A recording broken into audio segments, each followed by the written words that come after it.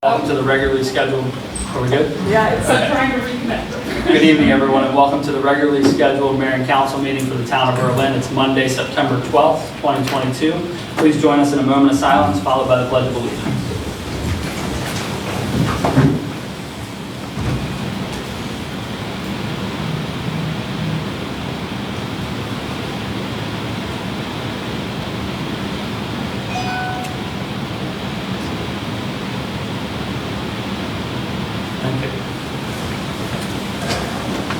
Pledge allegiance to the flag of the United States of America and to the republic for which it stands, one nation, under God, indivisible, with liberty and justice for all. Thank you. I do want to make one clarification to the agenda. It shows a 6 p.m. executive session that was canceled, so there was no executive session held this evening.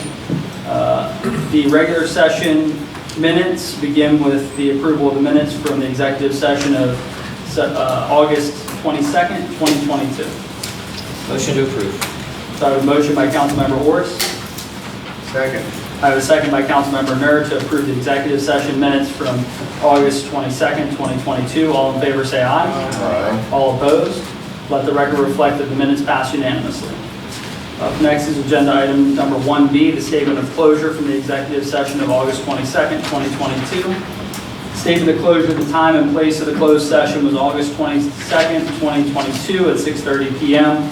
The place or location of the closed session, the vote was held here in the council chambers, followed by the discussion over in the conference room. The purpose of the closed session was to discuss a lease agreement. The date and time that we returned back to the public meeting was August 22nd, 2022 at 7 o'clock p.m. The record of the vote, motion was made by Councilmember Nur, seconded by Councilmember Burrell. Voting members in favor were Councilmember Orris. Members that were absent were Nichols and Purnell. Statutory authority for the closed session, meeting was closed under the following provisions of the General Provisions Article 3-305B, item number 7, to consult with counsel to obtain legal advice on a legal matter. The actual discussion, or actual items discussed during the meeting were a lease agreement, and there was no change to those in attendance. That concludes the statement of closure for the executive session of August 22nd, 2022. Up next is agenda item number 1C, which is the approval of the minutes from the regular session of August 22nd, 2022. I just have one correction, Mayor, on Yeah. page 5 of 5, these paragraphs beginning with resident. She had concerns when she was referring to the speeding. She was actually referring to West Street specifically, as opposed to the whole town in that particular meeting. So Okay, we could so- just change that to West Street instead of town. So change town to West Street on the second line of that. Speeding on, well, throughout that whole paragraph. So it would be speeding on West, speeding issues on West, Okay. and I'd like the time to review. With that correction, if there's no others, I'll make a motion to approve. So I have a motion by Councilmember Orris to approve the regular session minutes of August 22nd, 2022 with the amendment. Second. I have a second by Councilmember Nur. All in favor say aye. Aye. All opposed? Let the record reflect that the regular session minutes of August 22nd, 2022 passed unanimously. Up next is agenda item number 2, which is a presentation by the Worcester County Arts Council. We have the Executive Director, Anna Mullis, and then Board President, Dr. Donna Main, and Board Member Jim Meckley. So if you don't mind coming forward, and we'll begin with your presentation. Thank you for joining us. Thank you for having me.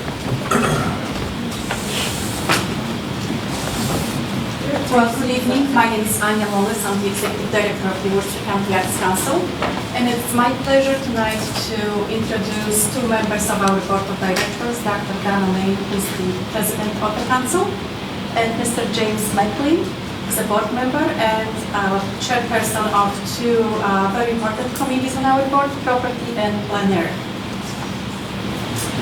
We would like to thank you for the opportunity to be here tonight and have a brief presentation of our services in Worcester County and the impact that we make in the community through the arts. And we welcome any questions. Thank you. I do want to point out, I just realized I believe you have a timer on this presentation, so it might hop ahead of you. You might have to go back, so take your time slides. Okay. Well, we start right here. The Worcester County Arts Council is a non-profit organization founded in 1976. We have been designated by the Worcester County Commissioners as the official art agency for the arts in Worcester County. And we've been promoting and supporting the arts for close to 50 years now. Our mission is to aid, encourage, advise, and correlate all activities dedicated to the promotion of the arts in Worcester County. Our main source of support comes from the Maryland State Arts Council. We receive annual operating grant from the Maryland State Arts Council, which allows us to provide services and grants to the community. But we also apply for funding to local foundations such as Community Foundation of the Eastern Shore, Mary Humphreys Foundation. We receive funding from Berlin Ocean City Optimist Club to support our youth programs, and we are supported by more than 200 members and volunteers.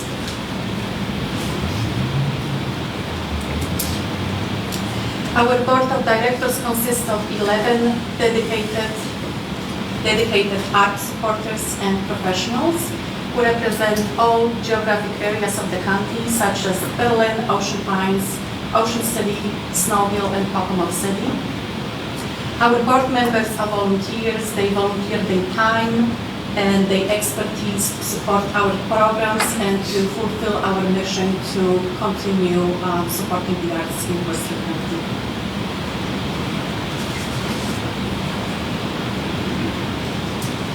Here are just some examples of our programs, how we support local community.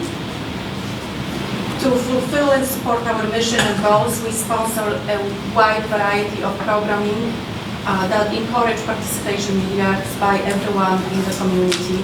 Some of them listed on this slide. We have Summer Arts Camp for children. We provide grants for local organizations. We also offer art scholarship to Worcester County students. We provide exhibiting opportunities to local artists. We also have classes and workshops, and we offer them in different locations of the county. And we partner with different various arts agencies and agencies within the county to promote the arts whenever it is possible.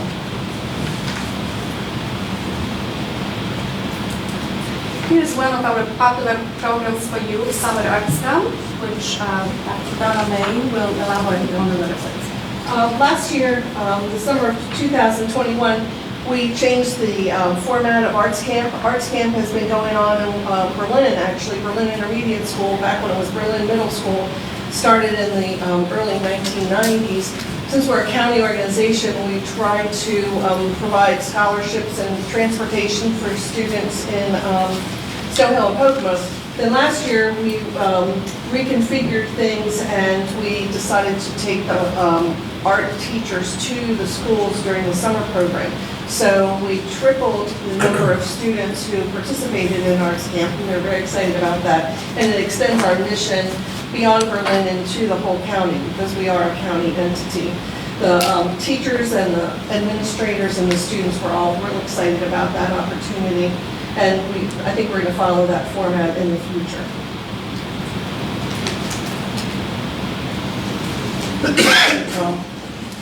Grants, we have quite a range of grantees, and you can see that we've covered drama and music and visual art, as well as having a presence all over the county as well.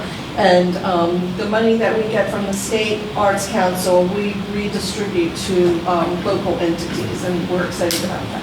And we encourage groups like Berlin Heritage Foundation or Germantown School in Berlin to participate in the grants. Yeah, last fiscal year we awarded $48,000 to a local community organization to support the arts in the county. And 671 artists benefited from this program, as well as more than 2,500 children under the age of 18. So we are very proud of that.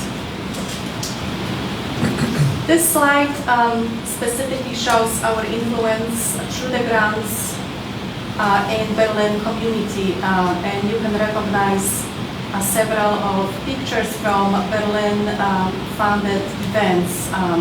We have supported Main Street Farmers Market music. We've been supporting Berlin Heritage Foundation Peach Festival and additional events this year presented by Taylor House Museum. And we also have supported several murals in Berlin, including the basketball mural in Henry Park, the one in Germantown School mural, the murals on the side of the Welcome Center. Last year we supported Ice Berlin celebration in Berlin and the Merry Marketplace in Berlin as well. In addition, previously we have funded performances, Shakespeare performances by Brown-Bach Theater here on Main Street. Art scholarships, each year we provide award scholarships to Worcester County students. This year we have given 5 scholarships in the amount of $10,000. Over the years, this program provided $350,000 to deserving high school seniors who wish to continue their education in the arts. And more than 230 students participated in this program and benefited over the years. We also offer classes and workshops in the community. We are committed to supporting arts education whenever possible, especially to children and underserved communities. In the last few years, we expanded our outreach to focus more on the southern part of the county. We have partnered with the Worcester County Park and Recreation Department and the Marva Discovery Center and offered free classes for children and adults, and that was popular, especially during the pandemic when people were isolated. We also offer exhibiting opportunities for local artists. Many of you are familiar with our gallery located here at Jefferson Street. We have more than 30 artists who exhibit all year round. Our gallery is open to the public. Each month we have featured artists and open to the public exhibits with refreshments and artists present. That provides wonderful opportunity for visitors who can come and meet and mingle with the artists. We have yearly about 1,000 people who visit our gallery to view the artwork by local artists. Pink Worcester County Plein Air, I will let the chairperson to speak about it. We'll just hand something out to each one of you, if you think that passes down. Thank you much for everybody. Thank you. Mary, thank you.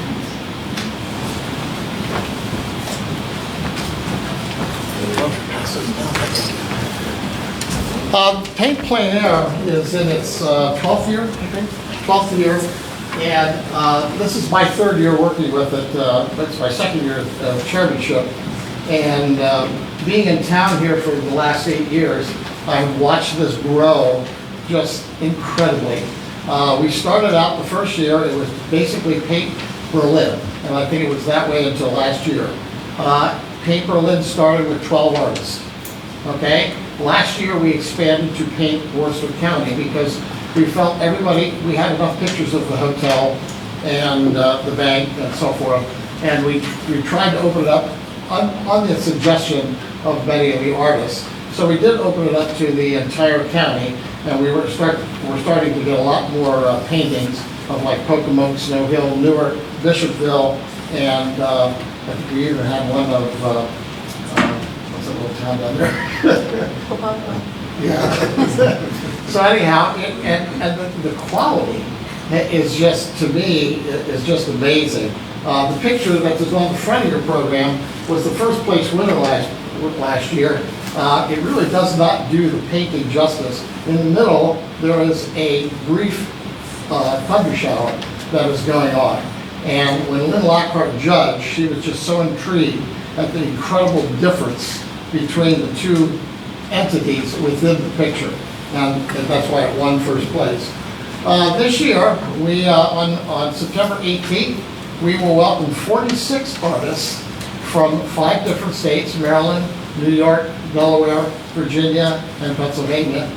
And they will be here for a week. You'll see a lot of them set up all around town and so forth, and also in the southern and hopefully northern parts of our county. They will have a week to paint, and on Friday, they will bring all their paintings to, they're each allowed to submit 2 paintings, and they will bring them to the Berlin Library. We will hang the pictures in the morning. At 1 o'clock, we will have presentation of awards, and we have a lot of dignitaries there, as you can probably see. And then we will have what we call our wet paint sale. You may purchase these paintings, and well, if you have 46 artists, you're going to have close to 90. You're going to have over 90 paintings hanging up. And you know, the quality of the work, I know I heard Mary Beth Perosa say last year, oh my God, this is just amazing that you get this kind of quality here. You can purchase the paintings until 5 o'clock. Then a lot of the artists will leave them hanging in the gallery at the Berlin Library until December. The first year I did this, we sold 3 paintings. Last year we sold 18. So that just tells you the kind of quality. If you have never been there, you're really missing a great opportunity. I'm not saying you have to go there and buy one, but it's awful tempting when you do. And you can buy a great painting for anywhere from $100 to $2,000. And they're all different sizes and shapes, and we're very proud of our program. So we invite you all to be there and take a little time out, and we don't step on Fiddler's Convention toes. So. I also wanted to add, Jim, thank you. I also wanted to add that this year we are offering 2 additional awards. One of them is Berlin Mayor Awards, which we are very happy to add it to our program, and also a Berlin Library Foundation Award. Thank you so much. It's probably one of my favorite events in town. You get to see things that we go by every day from a different lens, which is pretty neat. So I enjoy the event. You may be surprised, one of your houses or buildings that you have some value in or something will be painted. A lot of us buy a lot of paintings of the Berlin area. So. And speaking of paintings from Berlin area, here's just a few examples of artists painting right downtown Berlin in front of the Atlantic Hotel and on Main Street. The painting that is featured on the bottom of the street is the actually winning piece from first annual Paint Berlin. And that one has sold, yes.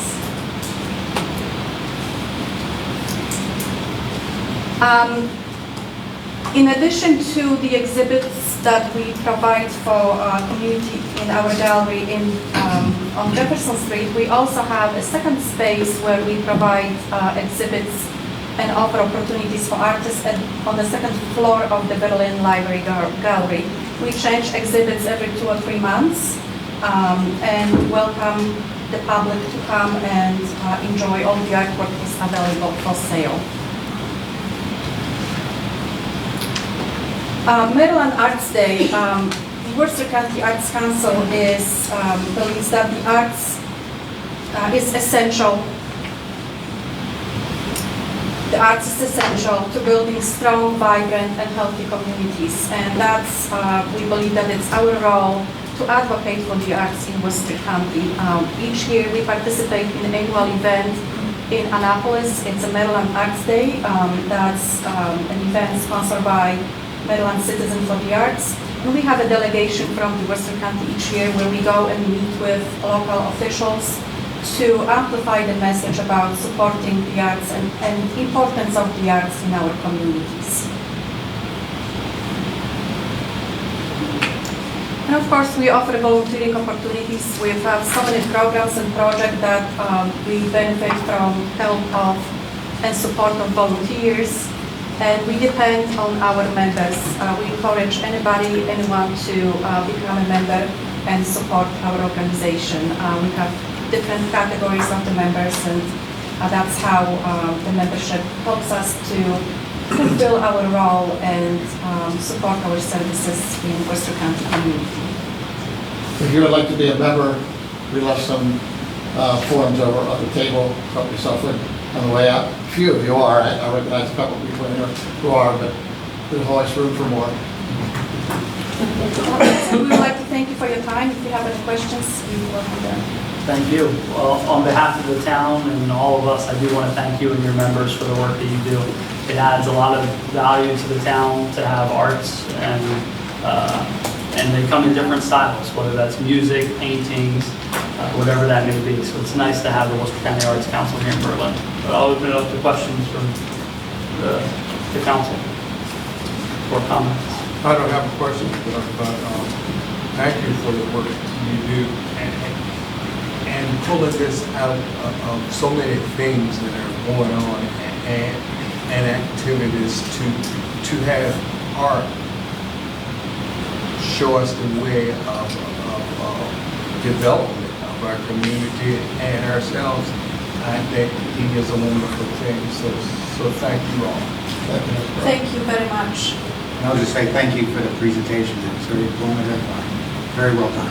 Thank you. I'll say thank you for your services, because we've utilized it. My children have utilized your services for at least the last 15 years. So I appreciate you. Thank you. Thank you very much. Thank you very much for your And time. one last plug, Paint Plein Air starts. Starts on the 18th, but the paint plan there where you're coming by, spend your money, bring your checkbook. Let's spend your money. Well, you better hurry, because I tend to buy a few. Is on September 23rd, Friday from 1, awards are at 1 o'clock, and we'll be open until 5 o'clock in the Berlin Library on the second floor.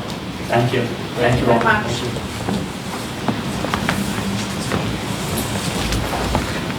All right, up next is agenda item number 3, which is a public hearing regarding the short-term rental ordinance amendments, and our planning director, Dave Engelhardt, is going to run point.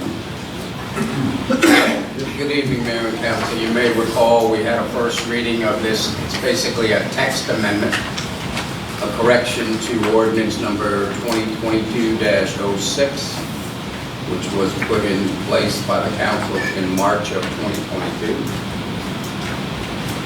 This is a correction of item C, eligible zone.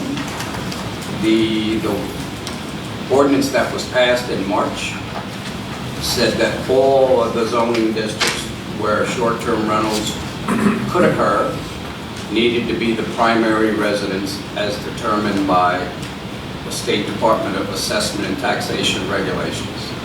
That was incorrect. So the new ordinance, this text amendment, item C will read, eligible zone. Short-term residential rentals are permitted in the incorporated limits of the town of Berlin in permanent residences within the R1 residence district and the R2 resident district, subject to the licensing requirements and regulations contained herein. Rental units within the R3 apartment district, R4 residence district, B1 town center district, B2 shopping district, and B3 general business district are permitted subject to the licensing requirements and regulations contained herein. Rental units in any zoning district must also comply with the requirements for dwelling units contained in the Code of the Town of Berlin, Chapter 108, Zoning, and Chapter 6, Buildings and Building Regulations. Thank you. Any questions so far regarding Dave's summary of the short-term rental ordinance amendments? If not, No questions, but can we pull up the zoning map? This is what Dave had sent over.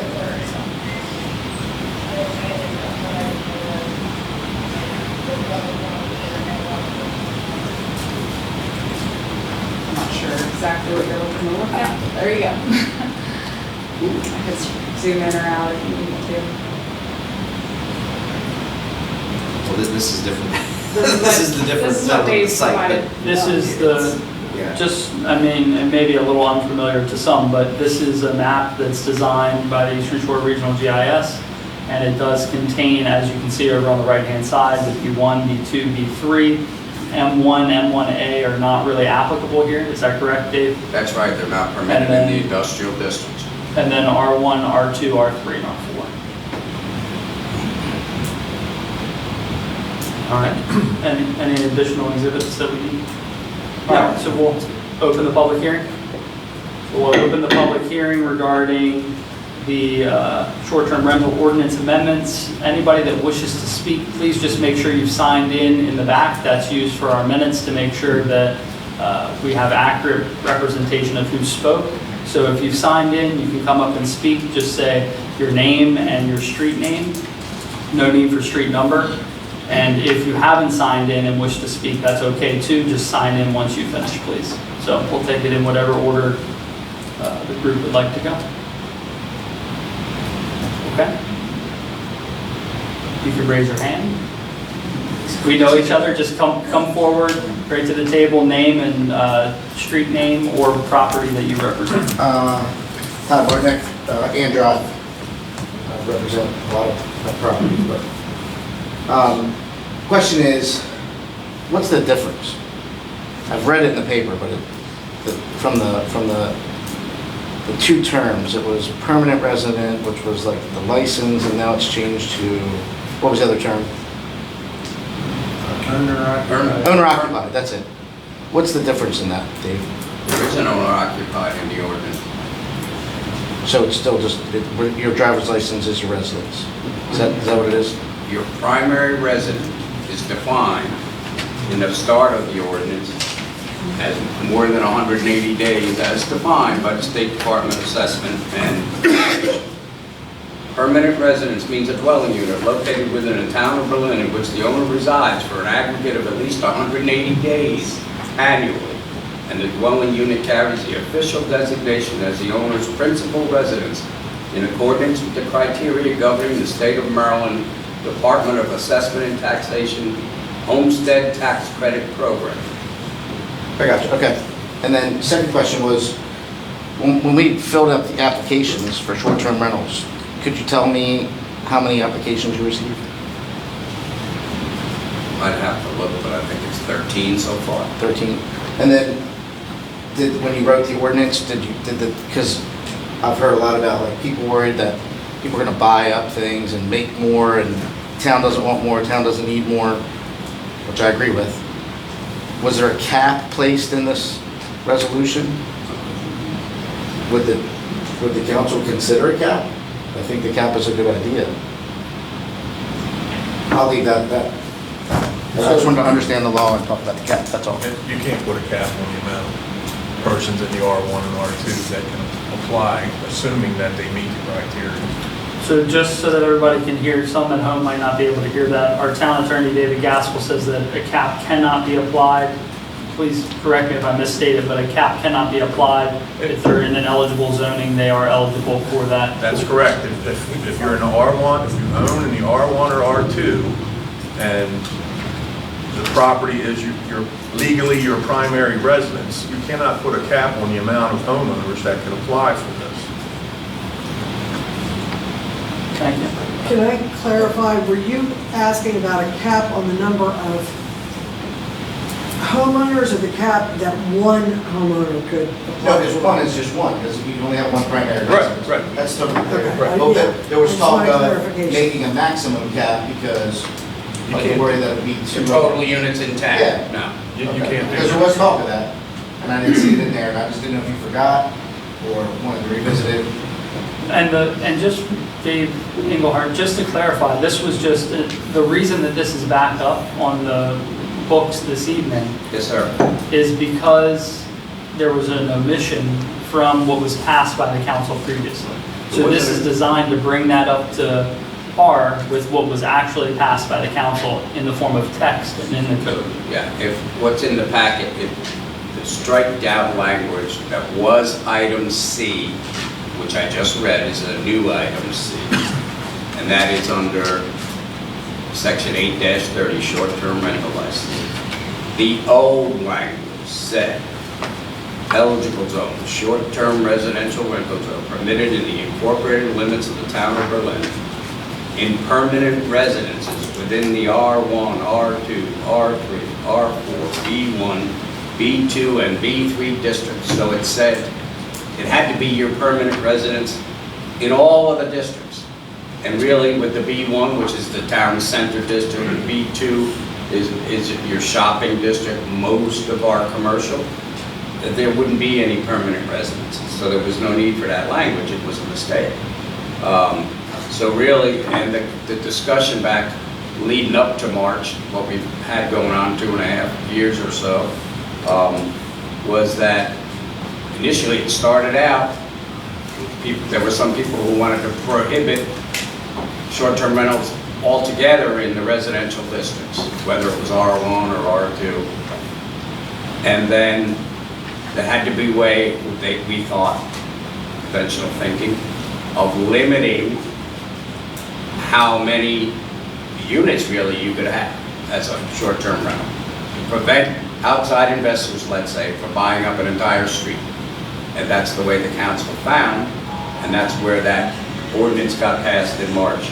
With the intention of saying R1 and R2, it had to be your permanent residence in order to do it. The other district, it does not. That's what this text amendment tonight clarifies.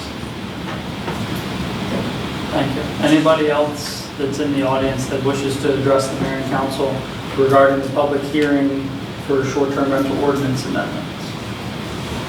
Yes, just name and street name if you don't mind.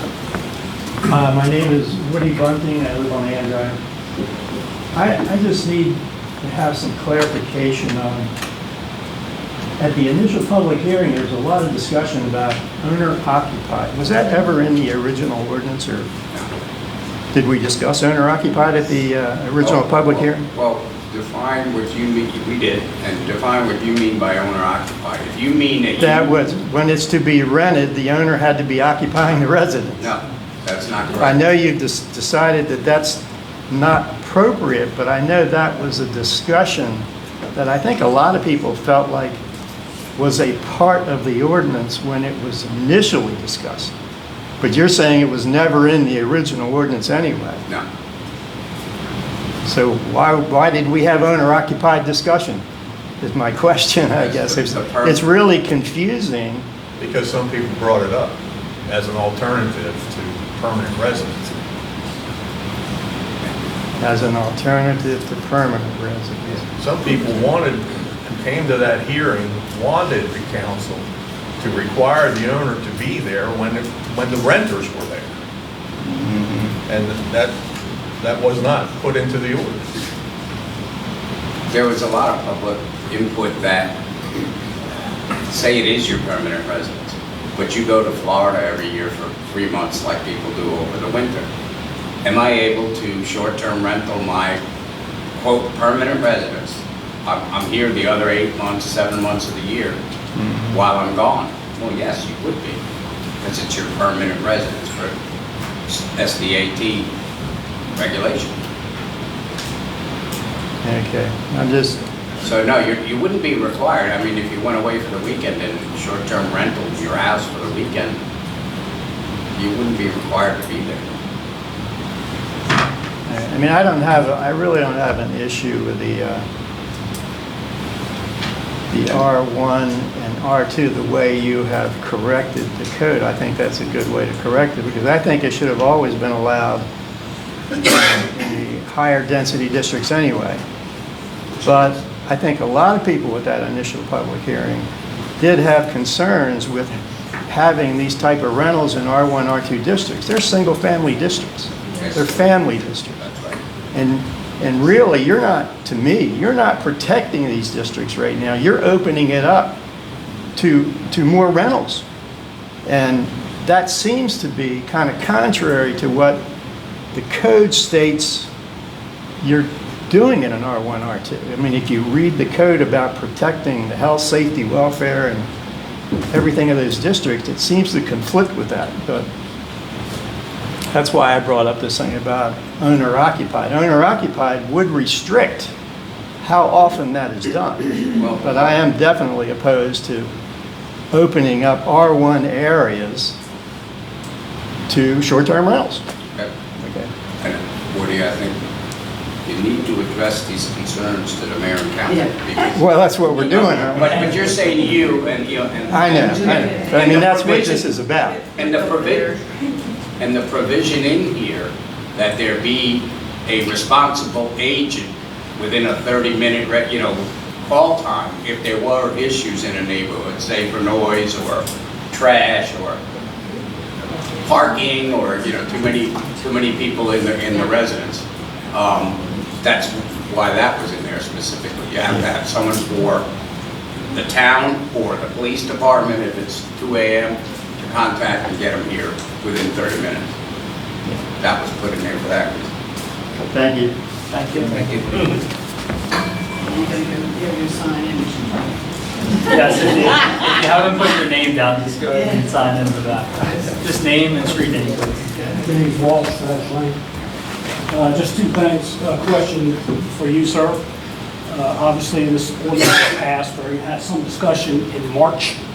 How come it's taken 6 months to find out and change the language?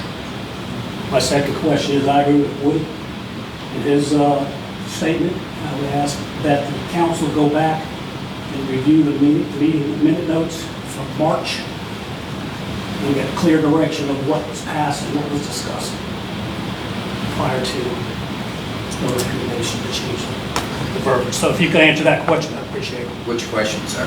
Why it took you 6 months to figure It out? didn't take me 6 months. We Well, had here in several September. meetings where we discussed an extension of it because people operating already operating a short-term rental in town, they wanted the council to consider extending when it took effect from July 1 till January 1, or possibly October, it was discussed. And we talked about that for 2 different meetings. So that just extended the period before we got to this point. And I just want to be clear that the amendment is to bring this up to what the intended passage was supposed to be. And the planning director is just doing his diligence of getting it through the process. So you asked about the duration. And it takes a little bit of time because that has to go through the planning commission first as a recommendation to us, which it has. And it has a favorable recommendation, if I'm correct, for this text. And the public hearing, I think Dave's done a very fine job of explaining how we got to where we are.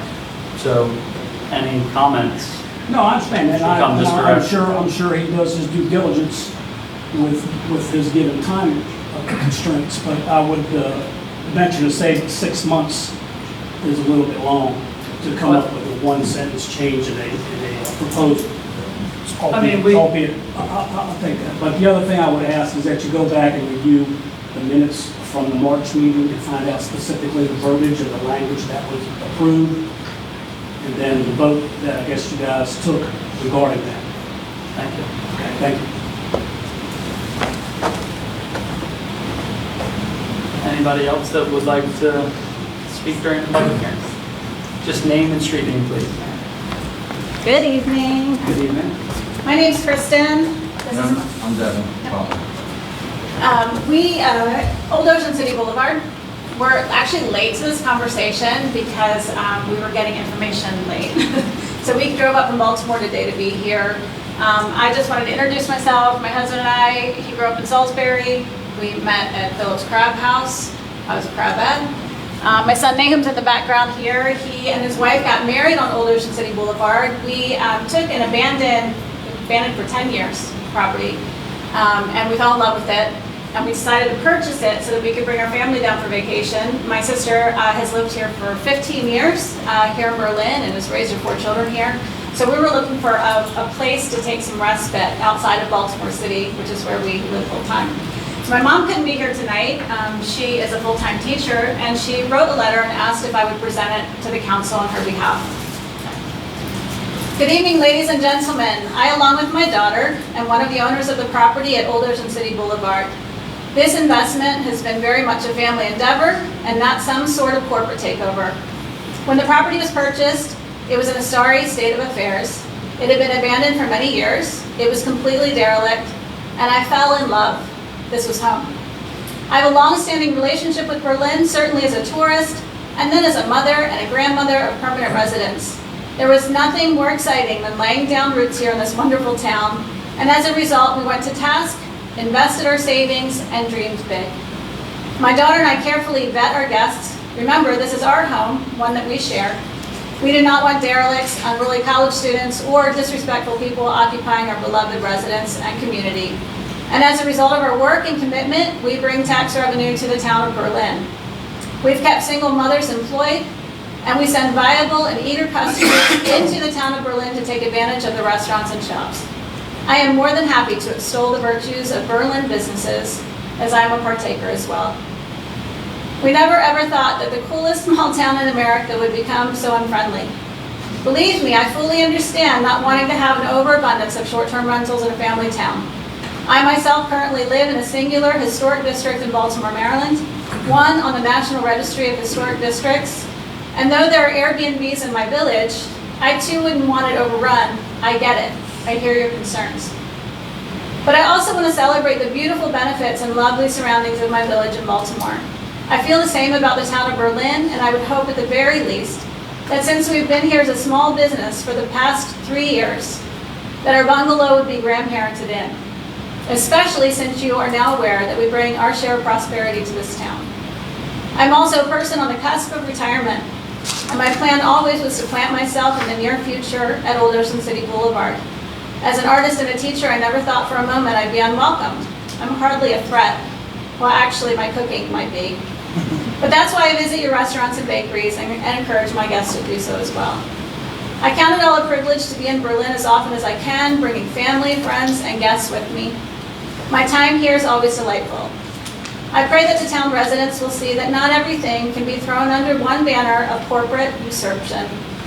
There are many faceted banners out there, and ours at Old Ocean City Boulevard flies in celebration of this unique and precious town. Pat Bunnell.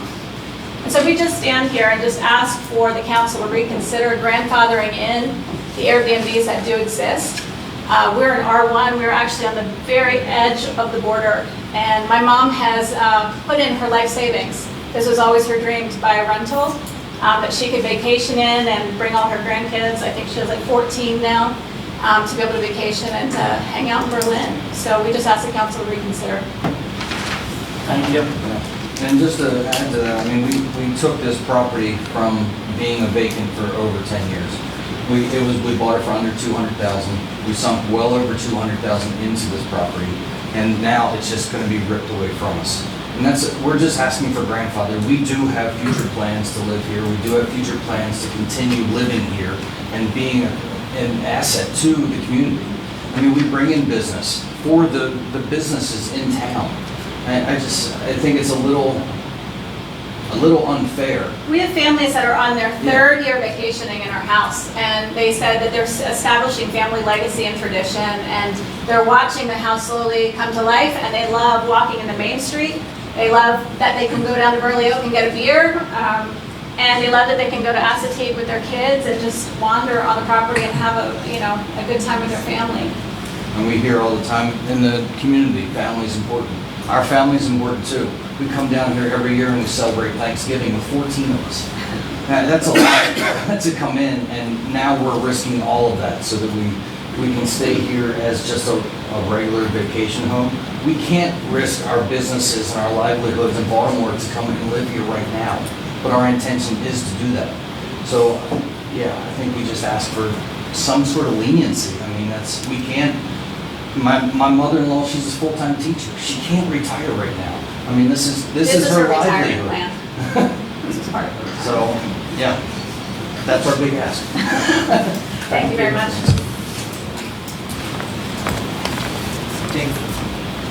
Dave, is Old Ocean City Boulevard in B3? That particular residence is in R2, I think, R1 or R2. Oh, that's, okay. All right. Yes, just name and street name, please. Marie Beaver on West Street. I wasn't going to speak because it doesn't really affect me one way or the other, but I see one problem that you're already being presented with, and it seems to me that you're going to have to start thinking of some other, either this goes before a Board of Appeals, or you have another commission that reviews some of this stuff, and that might be the answer to it. But just like these people, they've been doing this for 3 years, and now you're telling them to lose their retirement, their savings. And that doesn't seem to be what we had intended by this law. The second thing is, are you going to be checking every year the permanent residents of these? Yeah, because they get renewed every year. Right, and A that's what I just wanted. license is good for 1 year, yes. Right, okay. And just so that everybody's aware, anybody can check, like say Right. you wanted to check on my house to see if it's a permanent resident. All you would have to do is go to the State Department of Assessment and Taxation. And down at the bottom of that form, it will say whether that's deemed a permanent resident or not.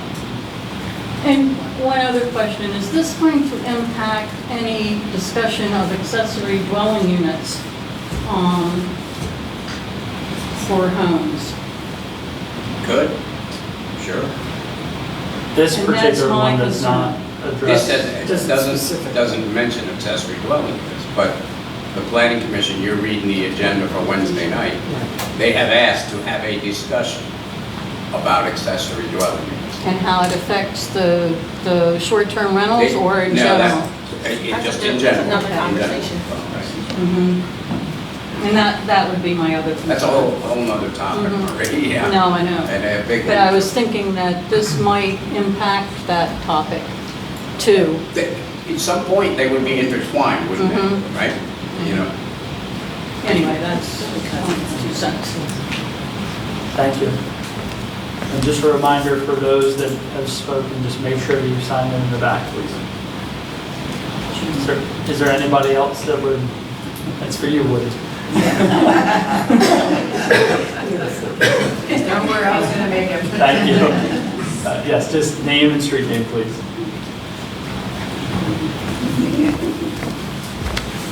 Good evening, Kim Holloway, Davis Court. I just would like to get some clarity, because if it says that you have to be a resident for 180 days, and then you have 185 days after that where your home can be rented, but you can only rent for 28-day increments, what about people that come in and want to rent month after month after month after month? Do they renew every 28 days? Like, what is the verbiage there? And I feel like there needs to be some clarity where people will consecutively rent, how that would work out, because I don't see it in writing. The reason for, well, it isn't, because we have a conventional rental license. The typical thing that's been done in town, you own a second home and you lease it to me for a year, right? Or 6 months. Or you sign a month. The way the state of Maryland's room tax reads, that 28 days was put in there just like it was in Worcester County, because that room tax can then be charged on a conventional rental or lease. I don't collect tax from you as my overnight guest or tenant, and neither can the county. So the short term is set 28, because that's what meets when we collect room tax like you would at a hotel or a motel. That allows that. And so different agreement is supposed to be done by the short-term rental owner on the 29th day. If they had someone stay all summer, they would have to refresh that every 28 days. Right, okay. Thank you.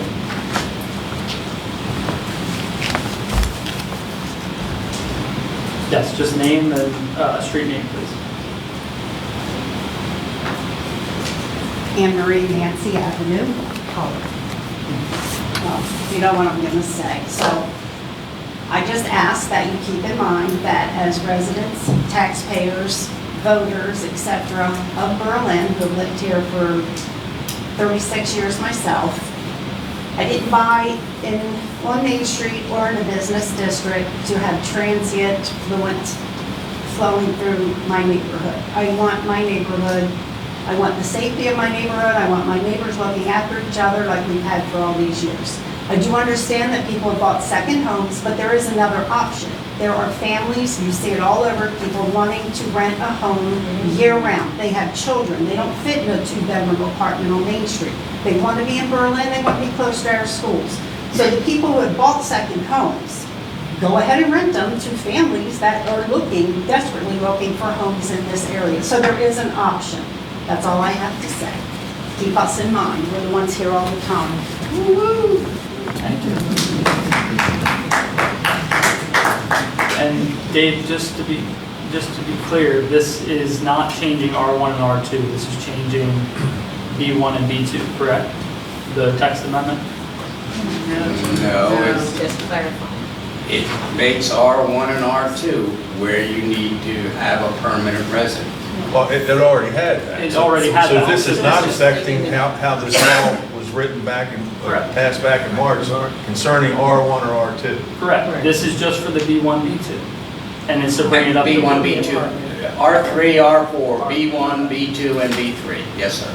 Previously, it indicated permanent residence for zones that did not have an option of permanent residency. So that was the error that's being corrected. But the R1, R2s are typically your neighborhoods. And Single this is, they are defined as single-family residence districts in Berlin. So in other words, one home per lot. Most of the yellow on the map, right? That's correct, most of the yellow on the map. Light yellow and dark yellow. I have a question for Dave Gaskell. I recently had a conversation with a local accountant, and he was telling me if you own a home that's registered as a corporation, such as an LLC, that because of that, it can never be declared as a permanent resident. Was that true? I would assume it is. I mean, I'd have to look at state law to give you a definitive answer, Jay. But even SDAT, any LLC, it's always checked as non-permanent resident. I would assume that's correct. Thank you. Sure. we have some folks, the reason I asked for you to come up and just state your name and street name is that there are folks that tune in via Facebook, so we can see you, but they can't. Yeah, right. Devin, you, Flower, Old Ocean City Boulevard. What were we just talking about? Sorry. It was whether a corporation. LLC, our house is in an LLC, and that leaves us at a huge debacle.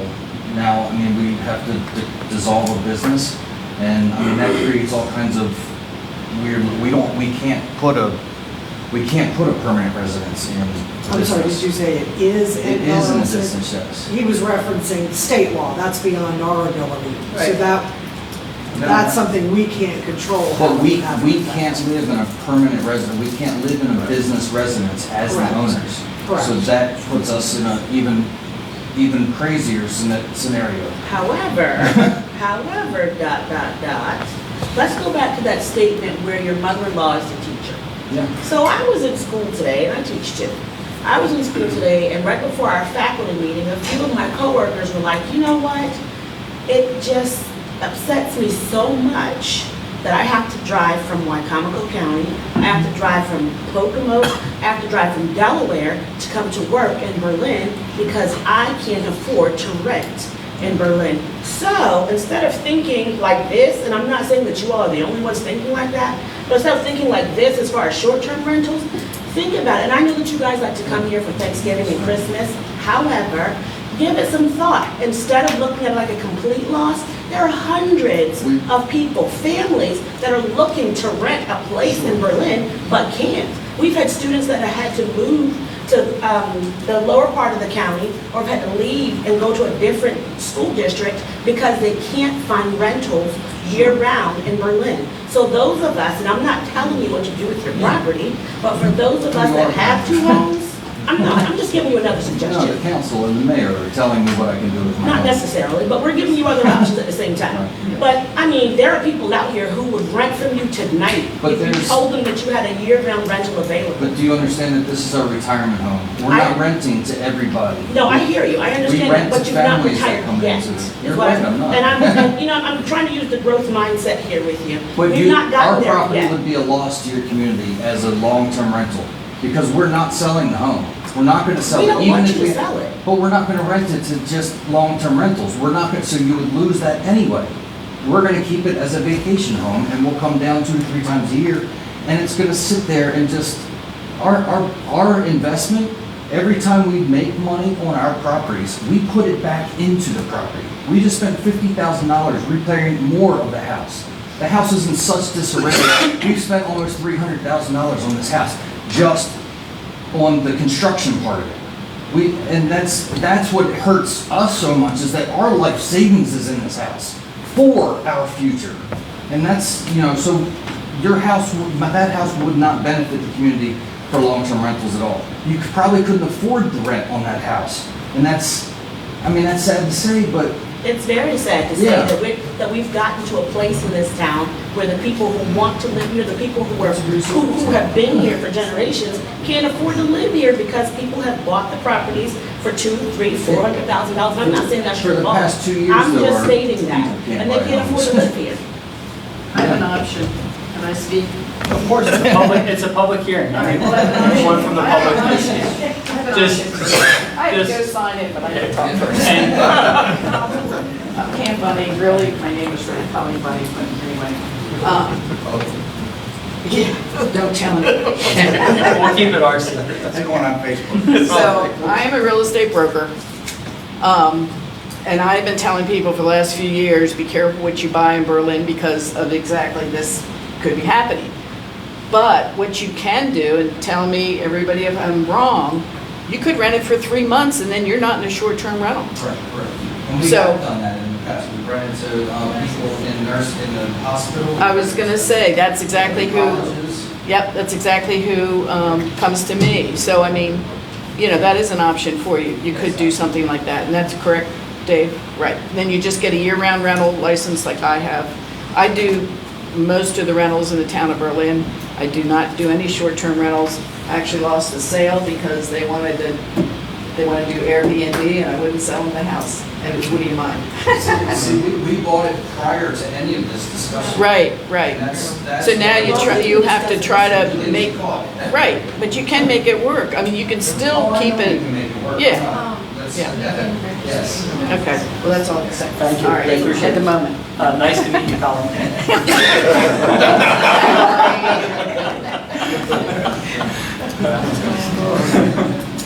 All right, anybody else that wishes to address the mayor and council regarding the public hearing?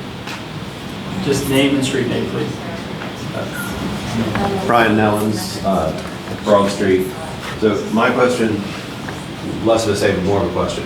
So I have one of the few houses that's it's a single-family residence, it's in B1. Now, what I understand, reading through the document, is that I could make my house, if I so chose, a Airbnb and rent it out year-round because it's in business district. Is that correct? Only if this proposed text amendment passed. Right, okay. So, and I know that redistricting, moving lines around is a little bit difficult, but it's not impossible. It's very likely that the zoning board could decide to draw a line around these folks' house, conceivably. Now, if this goes through, and if it does, okay, if it doesn't, whatever. We just want to make sure it's out of like the largely residential neighborhoods, I believe. What's stopping the downtown business district, B1, from expanding to the house behind me? I already had a lot of fun with the neighbor back there. I really don't want to have any more, but that's a potential issue, is it not? House behind you isn't in B1. Well, my point is that B1, will B1 expand in the future? Shouldn't, it's the town center district, it's a commercial district. And I'll tell you, in the B1, B2, B3, you can't, the idea of all three of those, much like Main Street, the old business district, and then now out, on 346, it's expanding out to 50 and 113. In the B1, B2, and B3, you can have residential dwelling units, but they have to be on the second or third floors. The idea of the B1, B2, B3, there are retail and commercial districts. So anything on the ground floor, on the first floor, has to be either office space, retail space, or a permitted use for commercial use. So you can have apartments upstairs on the second and third floor like we do.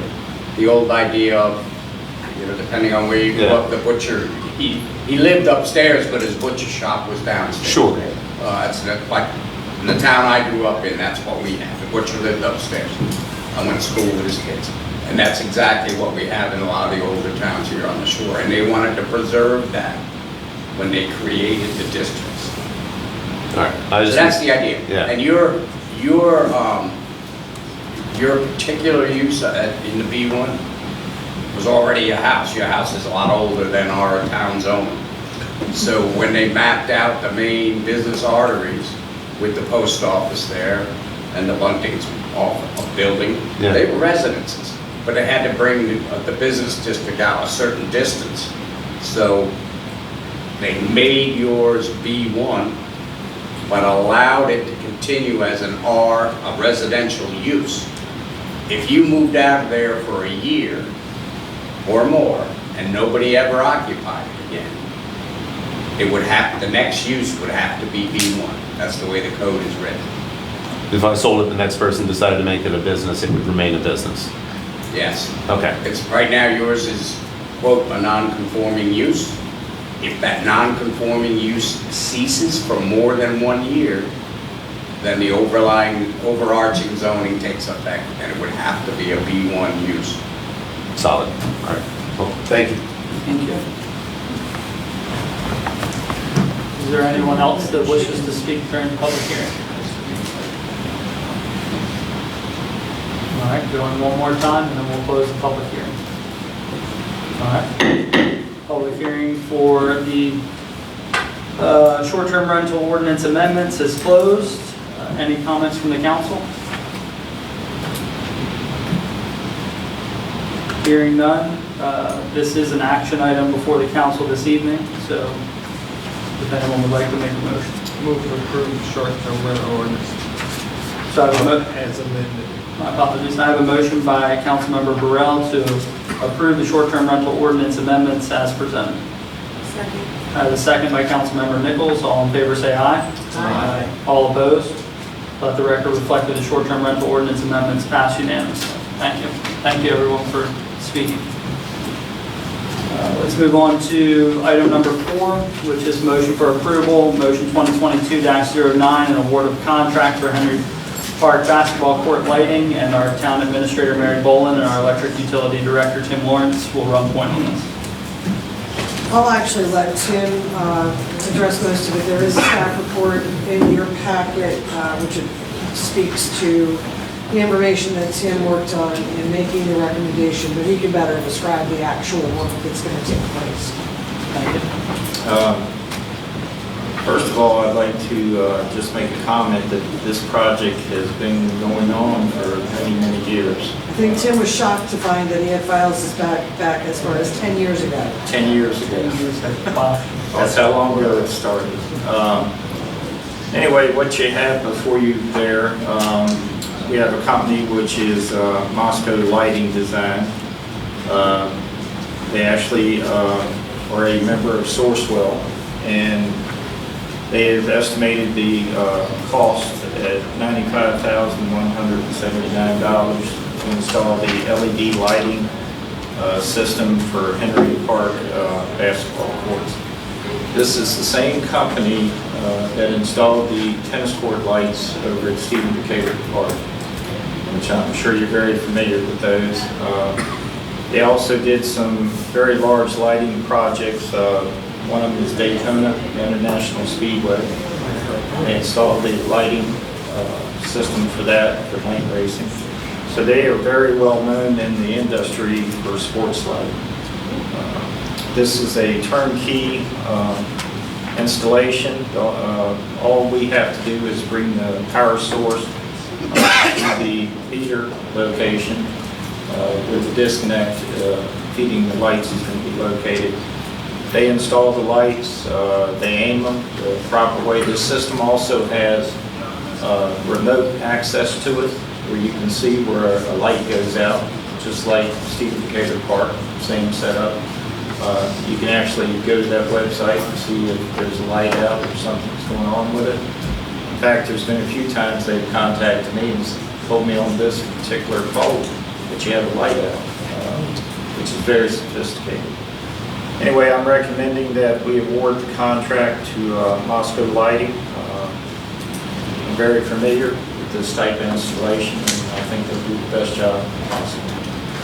Thank you. Any questions for our electric utility director? So Tim, I just have a quick question. Yes. From your report and the staff report here, I'm just curious as to why this didn't go out to bid, and what I'm gleaning now from hearing is, well, why did it not go out to bid? The reason it didn't go out to bid is we have a very good working history with Mosco Lighting. We know what we're going to get with their product. And another thing, we are a member of Sourcewell, which is a government bidding site that it is legally in the state of Maryland. It allows us to go to Sourcewell without bidding out the job. Other than that, I can assure you with Mosco Lighting that you're going to get the best job possible. And we have an existing relationship with this vendor already. We did. With Stephen Decatur Park. We did. I've been, involved in the electric utility field for 42 years, and I did major lighting projects in Virginia when I was there. And this company is the same company that does most of the lighting, sports lighting, especially for large universities, things like that, racetracks, so they have a history behind them of a job well done. Any additional questions for our electric utility director? So you would say to him, in this field, we are considering a quote of one of the best. That is correct. Based off Tim's recommendation, I'd like to move that we approve this recommendation for the lighting at Henry Park. So I have a motion by Councilmember Burrell to approve motion 2022-09 for Henry Park. Second. I have a second by Councilmember Horace. All in favor, say aye. Aye. All opposed? My throat was getting dry. Let the record reflect that motion 2022-09, the award for contract for Henry Park basketball court lighting passes unanimously. I do want to note, Tim, that $10,000 of this total cost is projected to come from the town of Berlin. The remainder of that will be covered through the grant funds. That's correct. And that's from the Community Parks and Playground Grant, administered through DNR. So thank you for that. Thank you. So I actually have a follow-up question. If we requested this originally through the CDC, right? Not the CDC, the Community Development Parks and Playground, CPC. CPP. In my world, CDC is a lot of big thing. CPP. But we asked, I think, originally for 110. If we're only using 10,000, what happens to the rest of that? It stays with them. They're able to reprogram it and use it elsewhere. Now, this gives us a little bit of wiggle room at this point in case Tim finds some of his materials come in, considerably higher than expected. But if we don't expend the whole grant, then it reverts. Yes. Thank you. All right, up next is motion 2022-10, and that is the award of the contract for RFP 2023-01 for the storm drain replacement project. And our Water Resources Director, Jamie Latchman, is running point.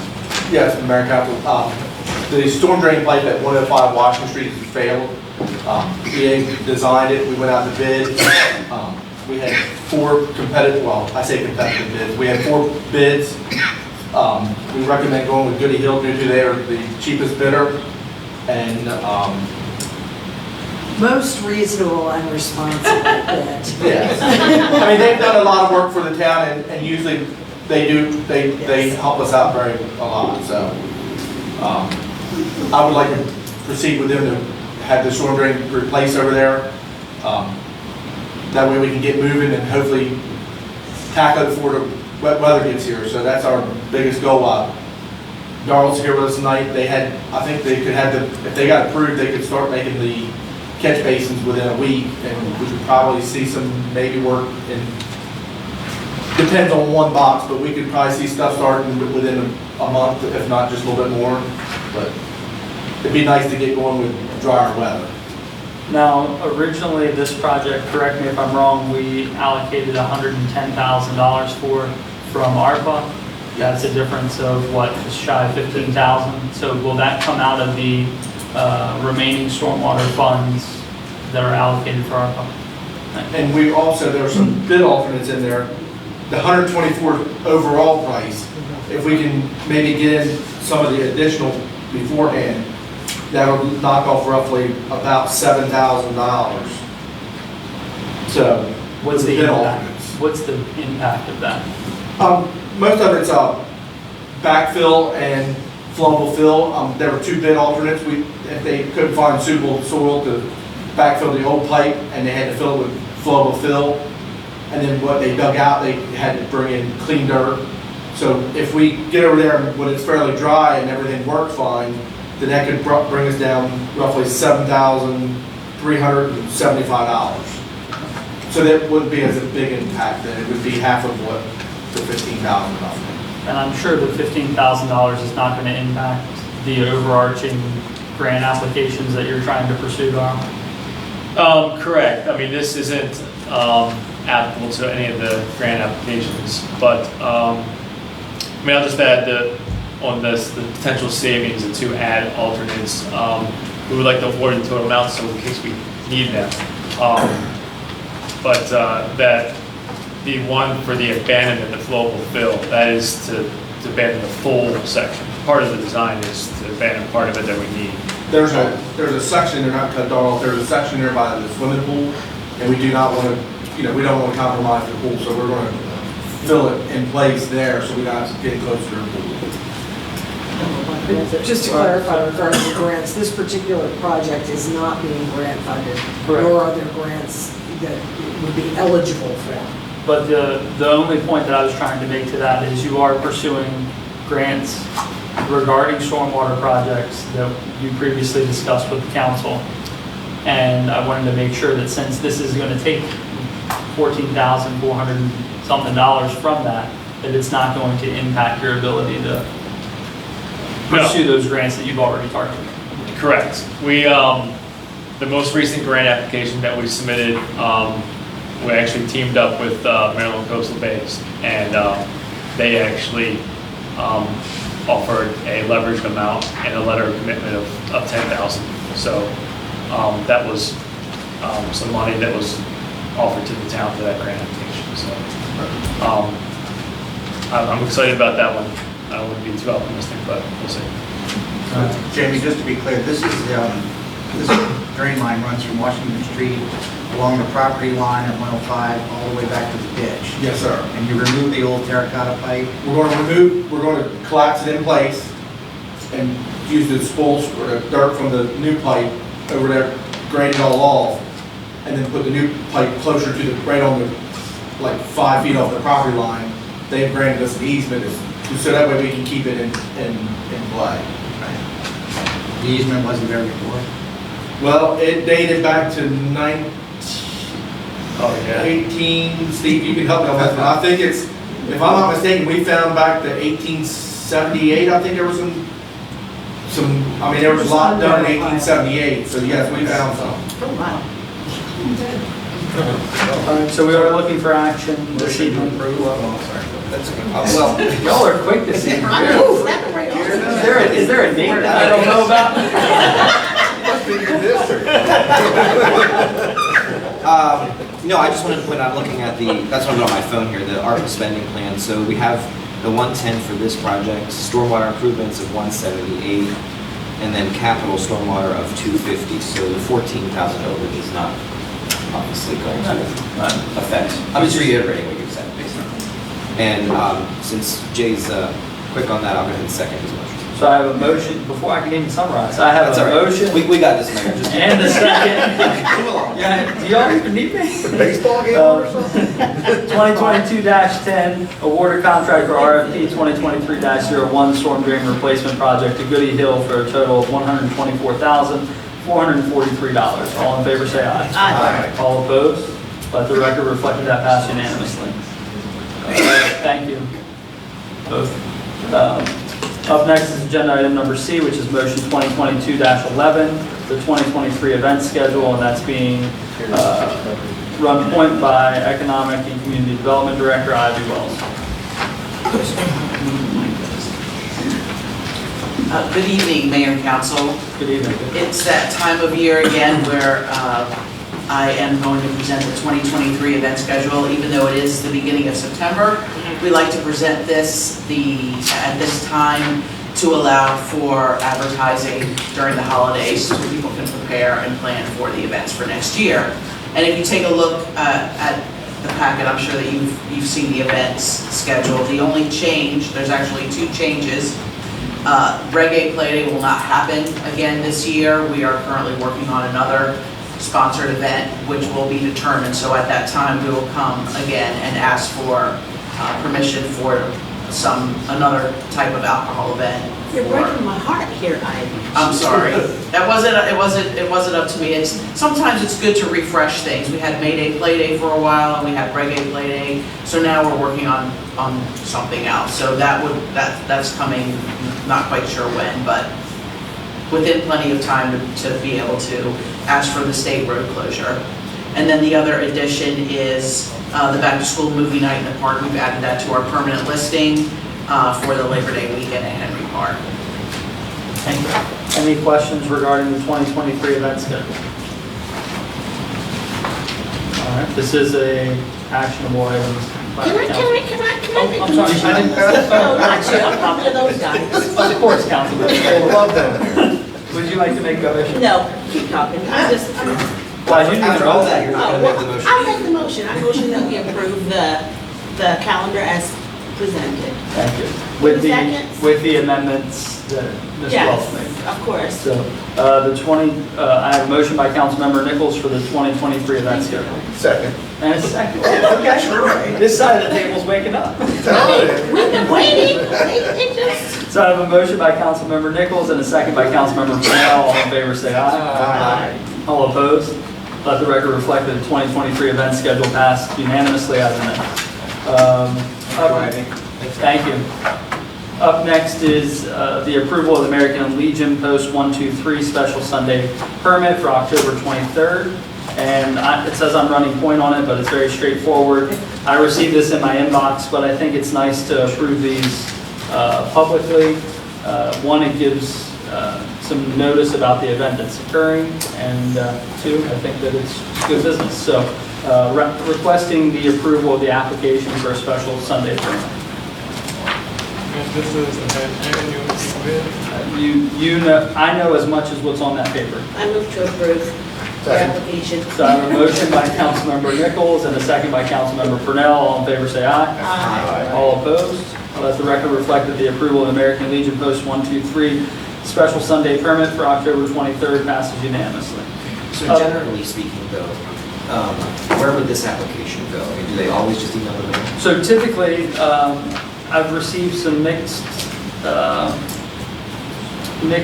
opinions on that. Sometimes these have been signed off without coming up here, but I like to bring them here. One, it gives people notice that an event's occurring.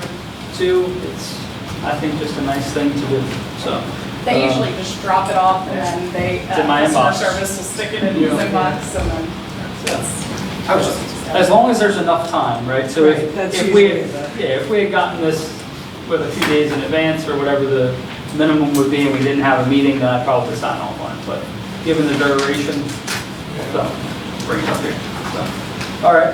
Up next is agenda item number 6, the approval of We Heart Berlin's request to hold Love Day at Henry Park on September 25th. And we do we have We Heart Berlin in attendance? Okay, yep, just come on forward and state your name. You represent We Heart Berlin, so we don't need a street name. And with that being said, this comes with a favorable recommendation from the Parks Commission to hold the event on September 25th. With that being said, there are some concerns at the staff level about the ability to be able to have staff ready to be able to maintain the park and clean up and all of the things that may be needed to help this event, including keep people safe crossing the streets. So with that being said, it does come with a favorable recommendation from the Parks Commission, but the council has been advised that it would create a significant strain on staff resources. Is there anything the two of you would like to add? I'm Mary Hidlowski, this is Adrian Bowen, we're here with Harper Lynn. Tony said, that apparently there's enough picnic tables there, and as far as staff, they really wouldn't need anybody from Public Works. The biggest concern would be maybe someone from the police department as far as traffic, but as far as cleanup and everything along those lines, you know, we would definitely take care of it. If I may, yes. One of the concerns with cleanup is that there obviously would be additional trash. There always is when there's an event, that's a given. Public Works can drop off additional cans, but they then have to be picked up, obviously. This is Fiddler's Convention weekend. While Sunday is a slower day for Fiddler's Convention, it is a very busy day for the Public Works Department because they are doing the cleanup from the weekend. The police department, of course, is also involved with providing downtown safety and security. So the concerns from staff are a number of things. The town code actually requires events be submitted 60 days in advance. Typically, we relax that a little bit and allow about 30 days. At this point, there's less than 2 weeks. We were told that the event would not be held this year, and so staff did no planning to account for having additional resources, equipment, personnel in play. Staff is concerned. We have guys working all weekend to begin with. This is adding additional work. The restrooms at the park will have to be checked in addition to the rest of the things that they're doing that day. And again, the town code requires 60 days. And that's a good point too, because it's not an arbitrary number. It's designed so that we can get that staff correct in play for the event. And also, after speaking with the police department, it's going to be very difficult. You mentioned police resources, and I attended Love Day last year, and there were a lot of people crossing the street from the parking and not in like designated areas. So we don't have the additional officers to really devote to those resources. So I'm just answering your question. No, you bring up some good points. I didn't not know about the 60 days, and I do apologize for the late, the late entry. And we have asked the consideration be given to moving the event to a later date in October when we would have additional time to accommodate it. It is not a matter of not wanting to do the event, it's simply a matter of timing and staff and resources. And we did send that to the president as well, to let him know that we were not opposed to the event, but we would like to have that duration to be able to upstaff and handle the event as it should be handled. Mary, is that a report from the chief? Okay, I know he's not here. Is He there something he has formally spoken from- to me about his concerns, yes. And we brought that up in our department. Yes. Mary and Adrian, can you talk a little bit about the event, what takes place? So pretty much what it is it's a day for the community to come out. We try to do unity through basketball. Main thing is to get the youth out of the house and have the basketball courts, the playground, and the park. So that's the youth is they are the main focus. Last year we had one-on-one tournaments. That was youth age. Then we had a youth basketball game. A lot of our shootouts and tournaments that at their event was mainly based towards the youth. I mean, then we do have a game where there's older guys that play. That kind of finishes off the day. I think the time is, we started 1, probably in around 5:30, 6 o'clock last year. And I just kind of got to say I did have a tournament, Memorial Day. That was pretty large. A lot of people showed up. One thing that we did not have on that day was Public Works in the park that day. Me, my father, my wife, my brothers, other kids that were there, and other people that were there in attendance, and other teams, they helped us pick up the trash, and we did an excellent job.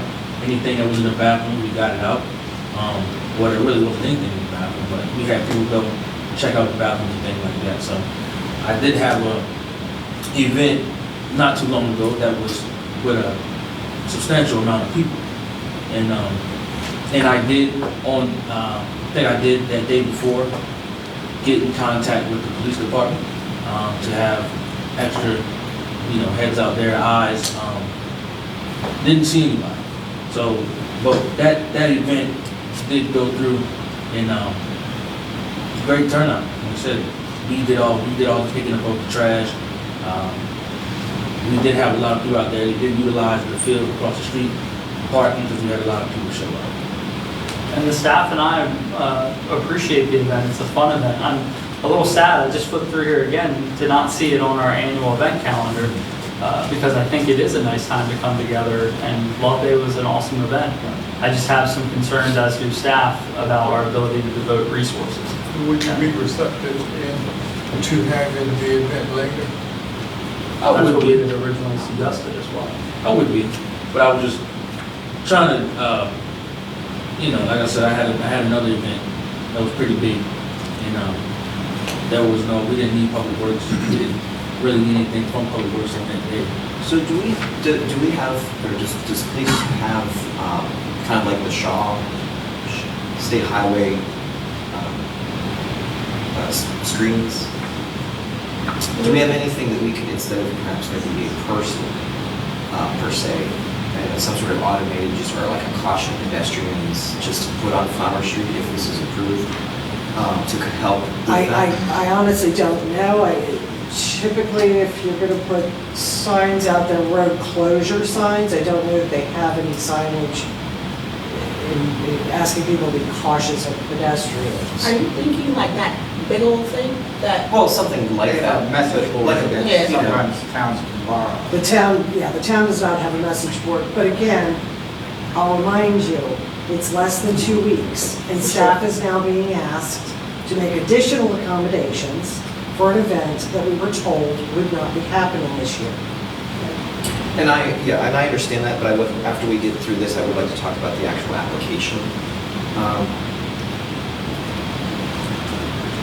And I would also suggest to both of you, if you don't mind, if you plan to hold this event in 2023, please be cognizant of the 60-day time period, and the sooner you let us know, the more accommodating that we can be. We don't want to say no to a good event, but it does present some challenges for the 25th. Absolutely. But that approval lies here with this group, so. So I hear you on Memorial Day and having, support and everyone out there helping keep the park clean and pick up behind, and I think that's a great idea, a great option. I'm hearing the chief, and we already know our police department is strapped as it is. My question is, with manpower, with this event, would there be the manpower to help? You know what I'm saying? Is this going to be, when you have the folks there available to help clean the park as you did the last time? Somebody kind of manning the street as far as, and I know that for us, that will be a liability on our part if we do allow this to happen, and if something, God forbid, were to happen. But you have enough people to, of course, keep the park orderly, like you said, as far as Memorial Day, but also with the kids and the adults back and forth in the streets, somebody just keep an eye there? Yeah, we could make that happen. Absolutely. The challenge, Councilmember Nichols, is that those things are good. We really do appreciate that. It goes a long way. Don't take this the wrong way. But if you looked at like Small Town Throwdown, right? I drove by as soon as everything was picked up. You couldn't tell we had an event. And our public works crews and and other staff doing an amazing job.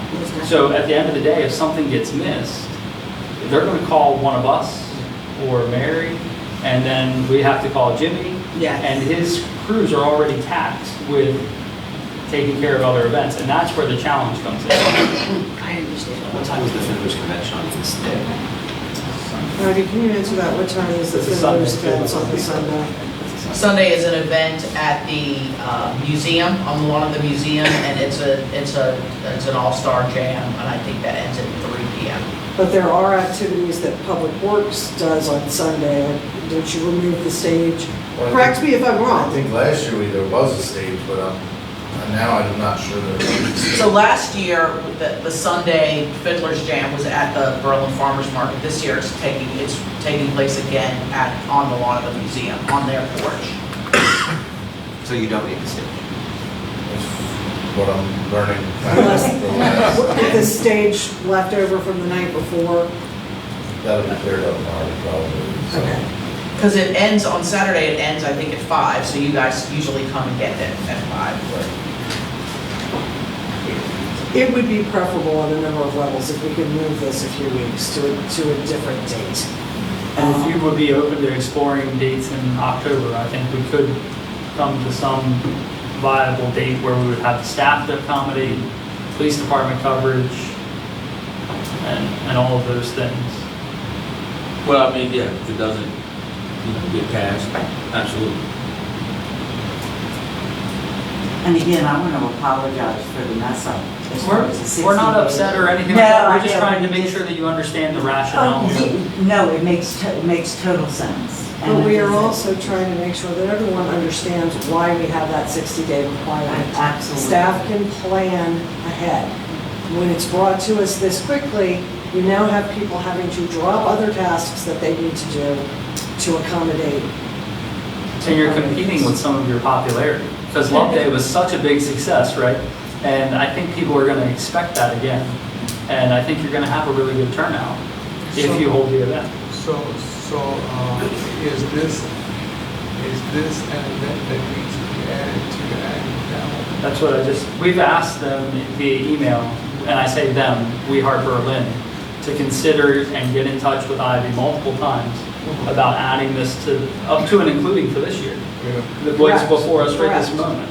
And we've asked for them to have that conversation so we can plan accordingly.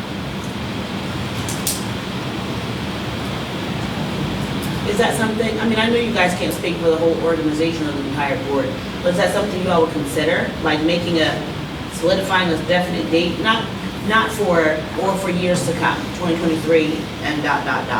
It would definitely be something I would strongly recommend, because it only makes sense instead of trying to do it like this.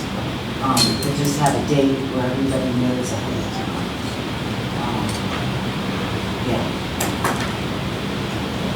And as Ivy mentioned, that draft card goes out, right? So if you have those dates available and they're approved, when she creates that rack card, it's getting pushed and people can see that and plan and come. So there's a lot of value added to that as well. But it has to be done about a year out because the Correct. rack cards are printed in time for Christmas. We try to get the rack card out for the holidays when everyone's in Berlin and they're taking advantage of the free carriage rides or going to Ice Berlin. We hand, hey, make sure you come back next year. Just makes sense.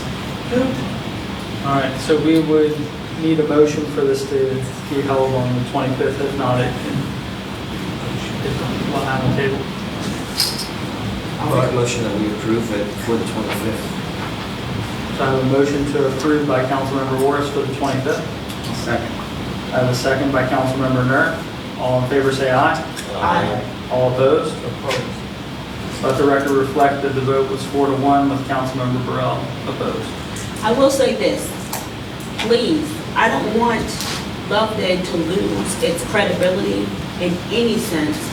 Take the high road, and I'm not saying that you guys aren't, and I don't want that soundbite to come across as I'm reprimanding, but I'm just giving that note. Take the high road from this point forward, please. No, and get that definitely. thing out Reprimand. 3 months, 3 months in advance. That way, we're not sitting here debating on if we're allowing it to happen or if we're not allowing it to happen, rather than what time will it start. Absolutely. You know what I'm saying? I agree 100%. I think there should be an annual thing. I just don't want us to be in the last days making it happen. And hopefully, and moving forward, it'll definitely be handled differently from this point on. I'm sorry I keep saying that word soundbite, but it just comes to my head. It's just my turn, sorry. Thank you. Thank you very much, thank you. Can I also just, thank you, thank you. I think that's good that we wanted to get out the rationale of the 60 days and the reason it's in the charter. However, that 60 days is not, that I can see, and correct me if I'm wrong, is not mentioned anywhere on these applications. So I think that we should, if staff could please revisit this and maybe update it to include that somewhere. I know this past year, I feel like we've run into this a little before with various events. And I think maybe if we can update this form, put that on there and say January 1, 60 days. You don't even have to do January 1. No, like we're gonna hammer down on that requirement. I think what Mary's probably been doing when people come in less than 60 days is refusing to take the application. That's what we need to do. Or working with them to set a date that we can help them. Okay, well 2 that's. weeks is just not reasonable. not a reasonable request. It's not reasonable and it puts people in jeopardy with safety. But not being able to keep people safe during an event, that's. And I'll clarify that. They did not submit their application 2 weeks in advance. They submitted it prior to the Parks Commission. It was about 28 days in advance. Right. But looking at the mayor and council, Sitting in before us. there 2 needs weeks to be before. more thought, considerable more thought. We did have another officer resign. His last day was Sunday, so we're Down. another one down. All right, up next is agenda item. I'd still like this form to be revisited. There's a, the form that's attached to the packet is not the entire, this is just the form that they have to fill out. The instructions are actually listed on the website where this form is located. And there's So a does it- lot of guidelines Like a on cover here. letter. Correct. Does it say the 60 days? It says,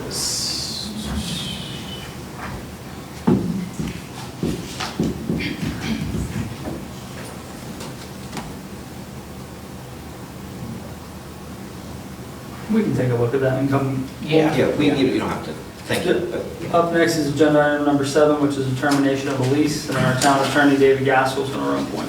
Okay, so back in June of 2020, the town entered into a lease agreement with Brian Brushmiller, the owner of Burley Oak. And Brian requested to rent approximately 7,000 square feet of a room in the old Tyson building in some adjacent parking area. It was a 3-year lease scheduled to end on June 19th of 2023. The lease provides that the landlord, being the mayor and council, shall have the absolute right to terminate this lease agreement by providing tenant 90 days written notice at any time during the term of this lease agreement. And the reason this came to my attention was, as you all know, we got a $500,000 demolition grant to knock that building down. And we're starting to formulate an RFP and get everything rolling. And I didn't want to overlook this. Because we may be in a process prior to the end of the lease where we're ready to knock the building down, and he's still there. He's been a good tenant. It's nothing personal here, but I just think it's prudent for the council to consider exercising that 90-day kickout clause, and that way we'll be covered. Thank you. So the recommendation is to terminate a lease for dry storage at Heron Park. Just to clarify as well, the reason the lease is being, the termination of the lease is being discussed in public is because it was approved in public. Move to approve the termination. So I have a motion by Councilmember Burrell to approve the lease termination. Second. I have a second by Councilmember Nichols. All in favor say aye. Aye. All opposed? Opposed. Let the record reflect that the lease termination passed 4-1 with Councilmember Purnell opposed. Up next is agenda item number 8, which is the town administrator's report. I'm probably stepping on Tim's toes a little bit, but I want everyone to be clear about the power outage. This is going out in the utility bill. We should go out tomorrow. It's on the website, it's on the table out front. It's out there, but I do continue to ask that if people ask questions about it, please refer them either to Tim or to me. But included in this and on the website are frequently asked questions, which I hope people will find helpful. So in layman's terms, what time is this power outage? Midnight, On- Friday into Saturday. Thank you. And then to 6 a.m. Saturday morning. I received a text message, in normal terms, the power outage is Well, I Friday mean, night, you know. right? Yes. 12:01 a.m. is normal terms. I mean, you know. Go to bed early. I could get it military time if you wanted, that would be even clearer. Board of Elections met this past Wednesday, and they have one more meeting on September 27th. They're doing just to do some training for the election, and the 27th is actually the deadline for any write-in candidates, so if there were any write-in candidates, they would certify them at that time. Again, did I talk about the power outage? It's Friday, right? Make sure that gets up on Facebook. And of course, I'd also like to point out that Kate Dobb is in her newly going to be permanent seat. And we welcome her. Thank you and welcome. And that's all I have. Thank you. Any questions for our town administrator? Yeah, Mary, what is this certificate?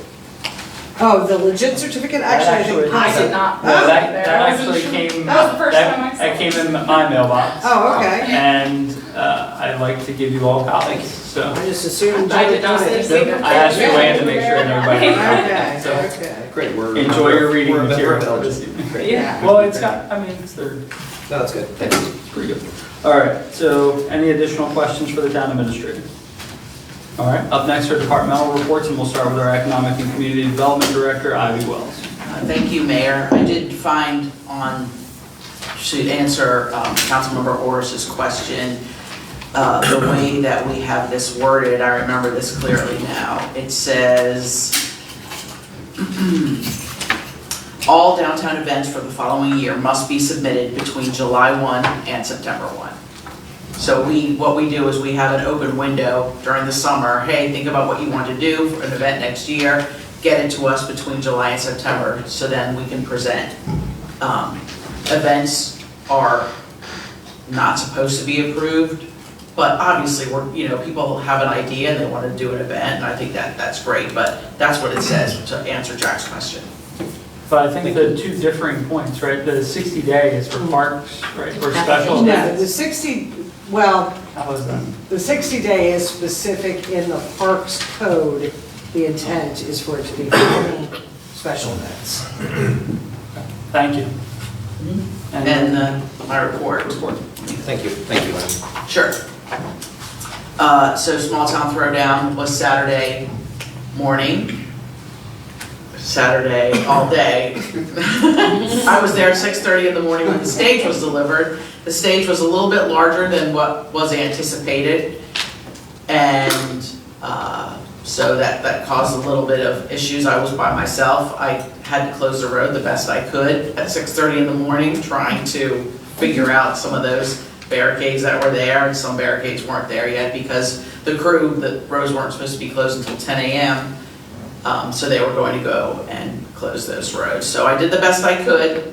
Saturday morning, the stage was very, very large. And that event is sponsored by the Atlantic Hotel. Myself, Allison, and Alan, and Councilmember Orris, we represented Berlin at the Homes of Berlin during their community fair. Thanks for speaking. Been reviewing RFPs for the security cameras and the modular vehicle barriers. We've received some demos, we've had some meetings. I'll be speaking at the Shore Leadership Session on September 21st. That's right here at the Berlin Library. Working on the Maryland State Arts Council annual report for our A&E district. That's a very lengthy report. It takes several weeks to compile this report. working on our quarterly grant reports for Community Legacy, Main Street Improvement Grant, and the Strategic Demolition Grant. So I'll be asking for some information about that so I can turn in my report. We had an advisory board meeting for our A&E district, and within the next several months, our A&E chair, Sunny, will present just an overview on what our future goals are for the district. The events, I just did that. The Mandala Pies ribbon cutting will be Saturday, September 17th at 1 p.m. and they are located right over there across the street on William Street. Everybody knows that 410 Social has opened. I mean, it's really incredible what they did to the inside. It's a completely different restaurant, and I commend them for the work that they did, and the murals inside are remarkable. The Berlin Community Yard Sale will be Saturday, October 22nd. D3 has created a sign-up form where you can list you log in. I think that they're still working on it, so once that link is available, we'll go ahead and put it up on the website. I'm also going to create a QR code for that to go on the actual poster, so if someone sees it in paper form, they can just scan it and go directly to the sign-up sheet, which will ask for their address and a list of just some of the items that they're selling. And then Allison's going to she's going to compile that list, and then about a week, during that week, we'll update the list the week before the yard sale, and then we'll go ahead and publish it on the website so people can see exactly where the yard sales are, what's for sale, and they can make a day of it and travel around Berlin. And it also helps, like when the mayor made the suggestion for this yard sale, it does help because our bulk pickup is the week after, and this gives everyone a chance to be able to get rid of some of their stuff to ease our public works from having to go around and take it. So, great idea. I created all the graphics that you see, the yard sale graphic. That takes some time. Yeah. And then I will be on vacation out of the country, September 23rd through October 2nd. I will not be checking email. I will be off the grid. If you need anything, see Mary. Enjoy. And that concludes my report. Have a good vacation. Yeah, enjoy. Thank you for the report. Any questions for our Economic and Community Development Director? All right, up next is our Planning Director, Dave Engelhardt. No, Mr. Mayor, I have nothing further tonight. All right. Thank you. Any questions for our Planning Director? Okay. Up next is our Electric Utility Director, Tim Lawrence. Good evening, Mayor and Council. In the past couple of weeks, we've did meter reading throughout the town. This is the time of year installing and removing several banners almost every week for events and installing panels. Thank you, Tim. Thank you, Tim. The big event that occurred was on Flower Street. We had a utility pole that was hit by a car, which was on 9-7. Car hit the pole at 2:40 a.m. in the morning, and most of the power was restored within an hour. It actually knocked out what's called Circuit 230, which goes all the way over to Old Ocean City Boulevard, where AGH Hospital is. It goes all the way down to Berlin Car Wash. Knocked out that entire area. Food Line Shopping Center, took that out. We had that power restored within probably an hour. And then from that point on, everything on Flower Street heading east towards Stephen Decatur Road, that was out on the other side of the bridge past Cannery Way. That was out till 12:30 in the afternoon that day. And I want to thank Jimmy personally for providing lane closure for that in Flagman. They took care of traffic the entire time while we were replacing the utility pole. And then also at Decatur Extended, we replaced a faulted transformer. We did pole top maintenance, tree trimming. We've been working in Savage Substation, doing some prep work for the planned outage this Saturday. It's Friday night. It's actually It's Saturday. You're right.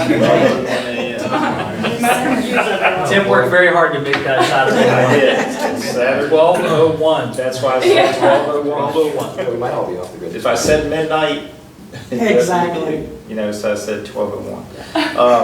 As of today, I actually went to all the houses across the street from the substation, and I handed them a letter explaining what we were doing, and there would be some light towers installed on the premises, so it's going to be a little bit brighter than usual. And there might be a little noise, but we'll try to keep it down to a minimum as much as possible. And while I was there, the lady next door to the substation actually offered me figs off her fig tree. Nice. So I was like, okay, that was nice. So anyway, that's all set up and ready to go. And then at the power plant, peak shaving run times for peak shaving occurred on Monday, August 29th from 2:30 to 5:20, and then Tuesday 8:30 from 2:30 to 4:40 p.m. And that's my report for today. Thank you. Any questions for our electric utility director? All right. David Gaskell, town attorney. I do have something. I'm shaking. That's a good. It's a good one. I'm shaking. This Thursday the 15th, I'm going on vacation. I'll be on vacation through the 26th. I'll be back working the 27th, but I will be in the U.S., so I will have my phone, and I will be able to access my email if anybody needs anything. Well, thank you. I like reports like that from you. So not present at the next council meeting. All right. Have a great time. Thank you. We'll keep it light then. Yeah. All right, any questions for our town attorney? All right, up next is our finance director, Natalie Slair. Good evening. Today was the first day of audit, and we're going to continue through the whole entire week working with PKS and Company. We're printing and mailing bills tomorrow, and more people sign up for the e-billing. Next time, we're thinking we're going to put a little bit more stickers. We notice it's slowing down, so I guess people will get in. So if you want to pass it along, e-billing is very convenient. You can check your bills by signing it online to your portal, and you eliminate the paper and postage from Berlin. That's what I have. One question on that. Can we send notices like the power stuff? Melissa is looking at that. Yes. Perfect. Thank you. Any other questions for our finance director? All right, up next is our water resources director, Jamie Latch. Good evening, Mayor and Council. We pulled a effluent pump and motor at the treatment plant, had to send it away for emergency repairs. Working on the drying beds, press sludge. 2 of our employees took a test with it received their MD certification. As Tim stated, had a power outage, so that affects us a lot too with our lift stations, so we had to come in and check them. We completed meter readings and rereads, attended a stormwater meeting with EA, and the contractor finished painting Franklin Avenue water tower today to hopefully, it will be back online by Friday morning so we can have the storage for water when the power is out. Thank you. Any questions for our water resources director? Up next is our public works director, Jimmy Charles. Good evening, Mayor and Council. Good evening. With school going back to being in session, we've been getting calls about low limbs hitting buses. We were out last 2 weeks cutting limbs and just limbing up some areas to help out our school buses and school district. Public Works helped on small town throwdown. We come in, we were prepared to set up, close the streets, and then we were back in Saturday night, and we had the trash, swept the streets real quick, and we were gone within about, it was about 2 hours after the event ended. And first hour was waiting for the band and the stage to get moved. Once we were at the room, we were able to clean up and move on real quickly. The third thing, we helped out with the traffic, with like Tim said, we were glad to assist anything for the team of Berlin. Public Works Division, Building Maintenance Division, been painting around the town and around the building here. We cleaned up the hallway, painted some offices downstairs, assembles desk, doing whatever we. Catching grasshoppers. Catching grasshoppers. So, and then, we got 10 new barricades, which some of them were out this past weekend. They're metal barricades. Grant funded. grant funded. Thank And you. they help with, it just helps us keep the crowd in the areas that they can't walk through our plastic barricades. And our last thing is, our, in the park, we got a new race car. I don't know if the playground area, the race car we had was broken and cracked. We ordered that, I think, back in June or July. And we now have a new race car at the Gator Park. Can you shift the gears? That's a big question. What was that? Can you shift the gears? You can bang it and drive it and. No, seriously, they have the There's ones no that have the shift. gear shifter, I didn't know. We'll work on getting that. Thanks, Jimmy. I like to get out there and drive every once in a while. And then, well, I said it earlier, but I'll say it again. Small town throwdown, you could not tell we had an event afterwards, so thank you for that. Thank you to your team Berlin. Any questions for our Public Works Director? I have a question and a comment. My comment is, after an event like we had this weekend, and just to ride through town the morning after, and to see that nothing must have happened because everything is cleaned up. It is absolutely amazing how fast it's done and how thorough it's done. So kudos for you and your crew. My question is there a schedule for the street sweeping? There is a schedule. We try to work with the trash route, and we work kind of in junction on trash days, opposite days of when the trash is. We're trying to get to certain parts of the town with that. We've been a little behind with staffing, kind of, is what has had us part. But is there areas that aren't? So tell me, if my street is not visited this week, how long should I wait before I can say you'll see the street sweeper within 2 weeks, 3 weeks, or whatever? We've been trying to get every week, we try to get it out. Every street, every week? Yeah, we try to. When we send him out, he's out pretty much all day on the street sweeper. And I say, did you get every street? So I'll check just to make sure that we are getting every street. But that's always been a question I'm always enforcing, is getting to the streets, and all the streets. Even some streets that don't have gutter pans or curbs, we'll still try to go down and make an effort to hit every street. Okay, so I can say at least weekly? At least weekly. And if you notice anything that's dirty, just make sure you pass that along, and we'll get it out there. Keep in mind that if there are cars parked, the sweeper has to swing out well ahead, and so they may miss big areas even though it's just one car, because they can't get that close. Well, I've watched it being driven, and it is really something to watch, how that thing is able to maneuver, and Jimmy drives it well. It is a tremendous help downtown after events. Yeah. When it comes down through that vacuum part, it is just, it's sucking all that debris right up into the machine. We probably made 2 passes and we were gone. It was, I don't want to say, it was well worth the expense. It's making our jobs easier. Good. More efficient. And you're able to cover, with that being said, you're able to cover more streets. Correct. On a regular basis Yes. because of that piece of equipment. So, well, thank you. Any other questions for our Public Works Director? All right.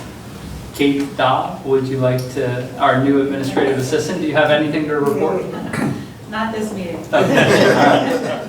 So up next is our Human Resources Director, Kelsey Johnson.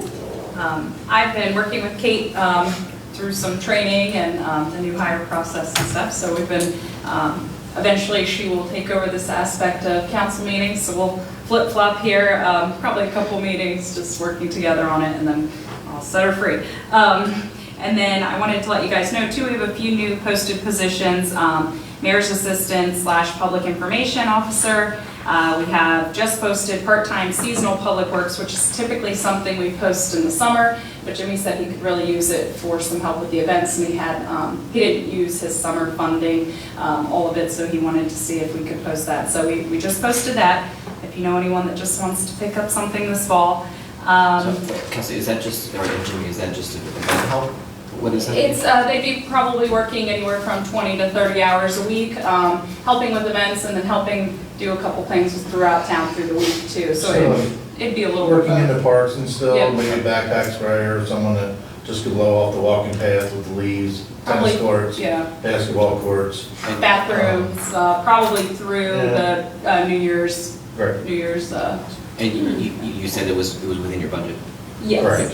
Yeah. So that's been posted, and then we are soon going to be posting a plant operator trainee. We had someone that recently started this summer, but he has taken another position. And then we still have our first class lineman posted for the electric department. We haven't had much traction on that.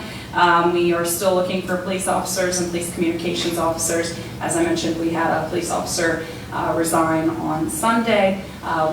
We did, we knew he was interviewing with another organization, and he did go ahead and accept that. So, and then last week I compiled a bunch of information for PKS that they needed before they started their audit, so I did provide that, and I'm working on the workers' comp audit still. We scheduled a flu clinic with Rite Aid that will take place in this room on the 21st, 11 a.m. to 12 p.m. So that is open to all employees and their families. So they are offering the flu as well as some other vaccinations as well. So you just need to let me know ahead of time so they know what to bring. We've scheduled training with Legit. They're going to be offering harassment and civility in the workplace. Those are two separate trainings. Harassment we do every few years. It's a mandatory training for our staff. And civility in the workplace is actually brand new training that they are offering. We're going to be like the third group to receive it. And those are free through Legit. So those will take place all day in here on the 29th, I believe. Working with state retirement this week to try to get the LEAPS process started and the application process going. So working with Arnold and state retirement on that. And then the last thing I'll mention is that we did put out the RFP for the salary survey and the step and grade system. So bids are due back by October 7th, correct? I believe so. Yeah. And we're just working through some of the stuff that we have to get done on our end before we start that process. So that's what I got. Thank you. Any questions for our Human Resources Director? Plant operator trainee. Yes. I would imagine during this time, there are meetings, classes, training that needs to go on with this individual. Yes. The trainee portion, we are thinking of just dropping and having them, they're going to be a plant operator. They're a trainee while they are receiving their training, but eventually they would be a plant operator at our wastewater treatment plant. So Jamie can probably tell you a little bit more about licensing. There's multiple, Maryland Rural Water, Maryland Center of Environmental Training, Deltec, Warwick all have classes. So usually we tell them to sign up and we'll send you away. Usually there's probably, right now there's probably about a class, you can probably get 2 classes a week, but I mean that would be losing somebody for 8 hours a day. But there's, I offer them to everybody because we have to have continuing ed. We have to have, like for me, I have to have 56 hours every 3 years for continuing ed. So tell me, these classes and these events are supported by the town? They are. Do we have anything that binds that individual to us? We do for tuition reimbursement, and we do for contracts like the linemen when they go to school. We do for the police department when they have contracts. But as far as trainings that get you certificates right now in our handbook, we do not. But we are looking to add that, as well as we send people to go get their CDLs. So if we're paying for you to go get your CDL and we're giving you the training, we are going to put some, we just haven't quite figured out exactly how we want to word that and what the parameters would be on something like that, maybe 6 months, a year, but that is something we are working on. And we are hoping to have some handbook updates to you. Like I said, we did pass some changes back in July, and we said that when we had a little time when things slowed down from the summer and stuff, we would start bringing some sections to you. So it's our plan to bring a couple sections at the next meeting, so we're working through that. Maybe not the next one. I think gas because we'll have yeah. well, not just that, but we'll have a work session. It's going to kind of be a strange structuring for Strange time. Sometime in October. Yeah. and we probably won't throw that on. Probably It'll probably be the second meeting in October. So we'll have some handbook updates for you guys at that point. Thank you. Any additional questions for our Human Resources Director? All right. Let's move on to agenda item number 10, comments from the council, starting with our Vice President, Dean Burrell. I don't have. Okay. And then Councilmember Purnell? Nothing this evening. Councilmember Nichols? No. I will say this. You guys have been working really hard, departments, summertime activities, things happening all over town. Power outage, you guys were on top of it, because as soon as the power went out, I sat up. My dogs were scared to death, and you had it back on within an hour. Thank you, I appreciate that. But having your guys, Mr. Willie was right on the corner, and me and my children left to go to school at 6:45. He was there waiting for folks. That was phenomenal. I appreciate that, because you know Flower Street ends up being that thoroughway for all those confounded buses and cars and whatever else. That's a whole nother story, but he was right there to make sure that things went well, and I truly appreciate that. And everything that you guys do day to day. Thank you. Thank you. Councilmember Nair? Nothing tonight. Councilmember Wars? I have nothing tonight, thank you. Thank you. Up next is agenda item number 11, comments from the mayor. The only thing I have is we have Walk Maryland Day coming up. I think it's the day after Election Day, Mayor? October 5th. October 5th. And what we're going to do, if everything aligns, is we're going to try and have a walk at Stephen Decatur Park and a ribbon cutting for our new pathway. Fingers crossed, new pathway, and do a walk with the mayor and council and the Parks Commission around the outer loop and cut a ribbon for our pathway. On the 5th of October. It is Walk Maryland Day. It is Walk Maryland Day, so we will celebrate that with our new pathway. Give it time in mind. Yes, 4:30. So it'll be a 4:30 walk. It shouldn't take long, but it could be a fun little way to celebrate our new path. So put it on your calendars, and some more information will be coming out. Yeah, see, Jay, I'll pick you up. I'll park at your house. All right, up next is any comments from the public? Yes, just name and street name if you don't mind. We belong West Street. Do you know when we're going to have ethics training for the Ethics Commission? As a matter of fact, we visited that topic previously, but we need to update our ethics training, and I wrote a note to myself this morning as I was working through something else that we need to have our ethics training. So Because I think it's due in October, isn't it? well, I think that, What we're supposed to report to the state? well, the ethics part with the state obligation, I think we're okay and up to par with, but the challenge becomes we try to do that every other year, and I think we are overdue. Let's put it that way. Also, the audiovisual equipment, is that on the budget for this year? It is, For and this it's going to room? it'll be funded through ARPA. It is an approved expenditure up to, I believe, $50,000. Sounds right. And with that being said, it is not something we've forgotten about, but if you notice, we've had several RFPs, so it's trying to, that each RFP equals a lot of staff time. So we can only get through so many, but it is on our horizon, and we do want to improve the experience for everybody that may not be here in person. And the pathway, has anybody walked that to realize that it doesn't need paving all over it? You know, the only places that look bad are where the roots are coming out. I think what you're seeing, so if you notice, and I'm not the expert, but if you notice, it is below grade. So they've taken that rubber track out, and that surface that you see is not the finished product. So It's a base, it's a Right. base That's the layer. old base. that's the old base. So the the pathway will receive fresh asphalt, take care of all the roots that you see and those things, so. Well, I realize that, but it just seemed to me to be a waste because the pathway that's there is solid. I mean, But it won't last the way that asphalt will. I think that this will be a much better surface and it'll have a longer lifespan. What's there now is intended to be a subsurface. And one more thing, the stop sign on West Washington Street needs branches cut. I think if you look at some of the stop signs around town, you'll see that some of them need to have branches removed. I think on West Street, there's one that has branches in front of it too, but Washington also, when you make that turn at Jefferson. Thank you. And that's all. And then, yep, just name and street name, please. Mary Lusky, Westminster Drive. A couple quick things. I was just wondering if y'all had a chance to look at anything for West Street?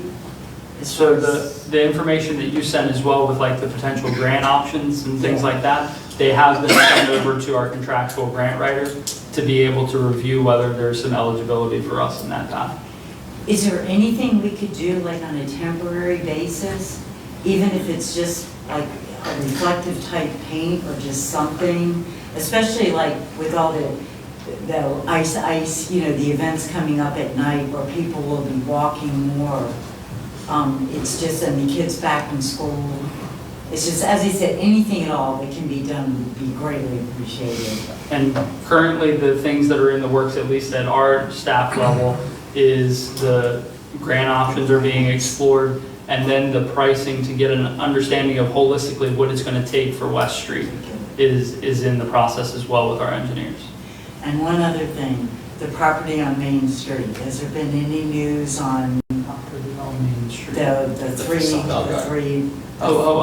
three fronts? I'm going to defer to that. As a matter of fact, I talked to the owner's representative today by email about it.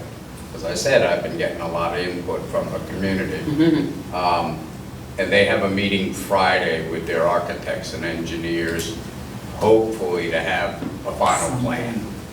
That's what I was told today by email, because I've been trying to stay on them every week or 10 days. When I don't hear something, I want to know what's going on. So every time I hear something, they hear something. Thank you. Thank you. We appreciate it. Any additional comments from the public? I have just one more thing. Yes. What authority does the town or does the state have in eliminating things that obstruct your view on the highway? My reference specifically is to stop signs. If I come to a stop sign and I look this way, there's a tree that will not allow me to see down the road so I can pull it safely. Is there anything that will allow the town or the state to go on private property to do away with those obstructions? Generally, our code makes it the responsibility of the property owner to make sure there's no obstruction. So usually we contact the property owner, your branches are hanging down, and you know, we had a wet season, it grew too well, can you trim it back? If they don't, then it becomes a violation. When it becomes a violation and they don't comply, then we usually get, Carol and I will get a hold of Jimmy and his people and say, go ahead and cut it back because they didn't comply, and their time is charged, you know, on their utility billing, on their town bill, placed as a lien. Thanks, Dave. So is there a particular spot, or? I'll talk to you. Okay. Thank you. Any comments from the press? All right. And then Councilmember Burrell? Move to adjourn. All in favor, say aye. All opposed? Thank you. Councilmember Burrell, you See you on the week. Hey, Troy. See you next time. I said, first meeting on Joe. Good, how are you? Good, how are you? I'll send it out to you.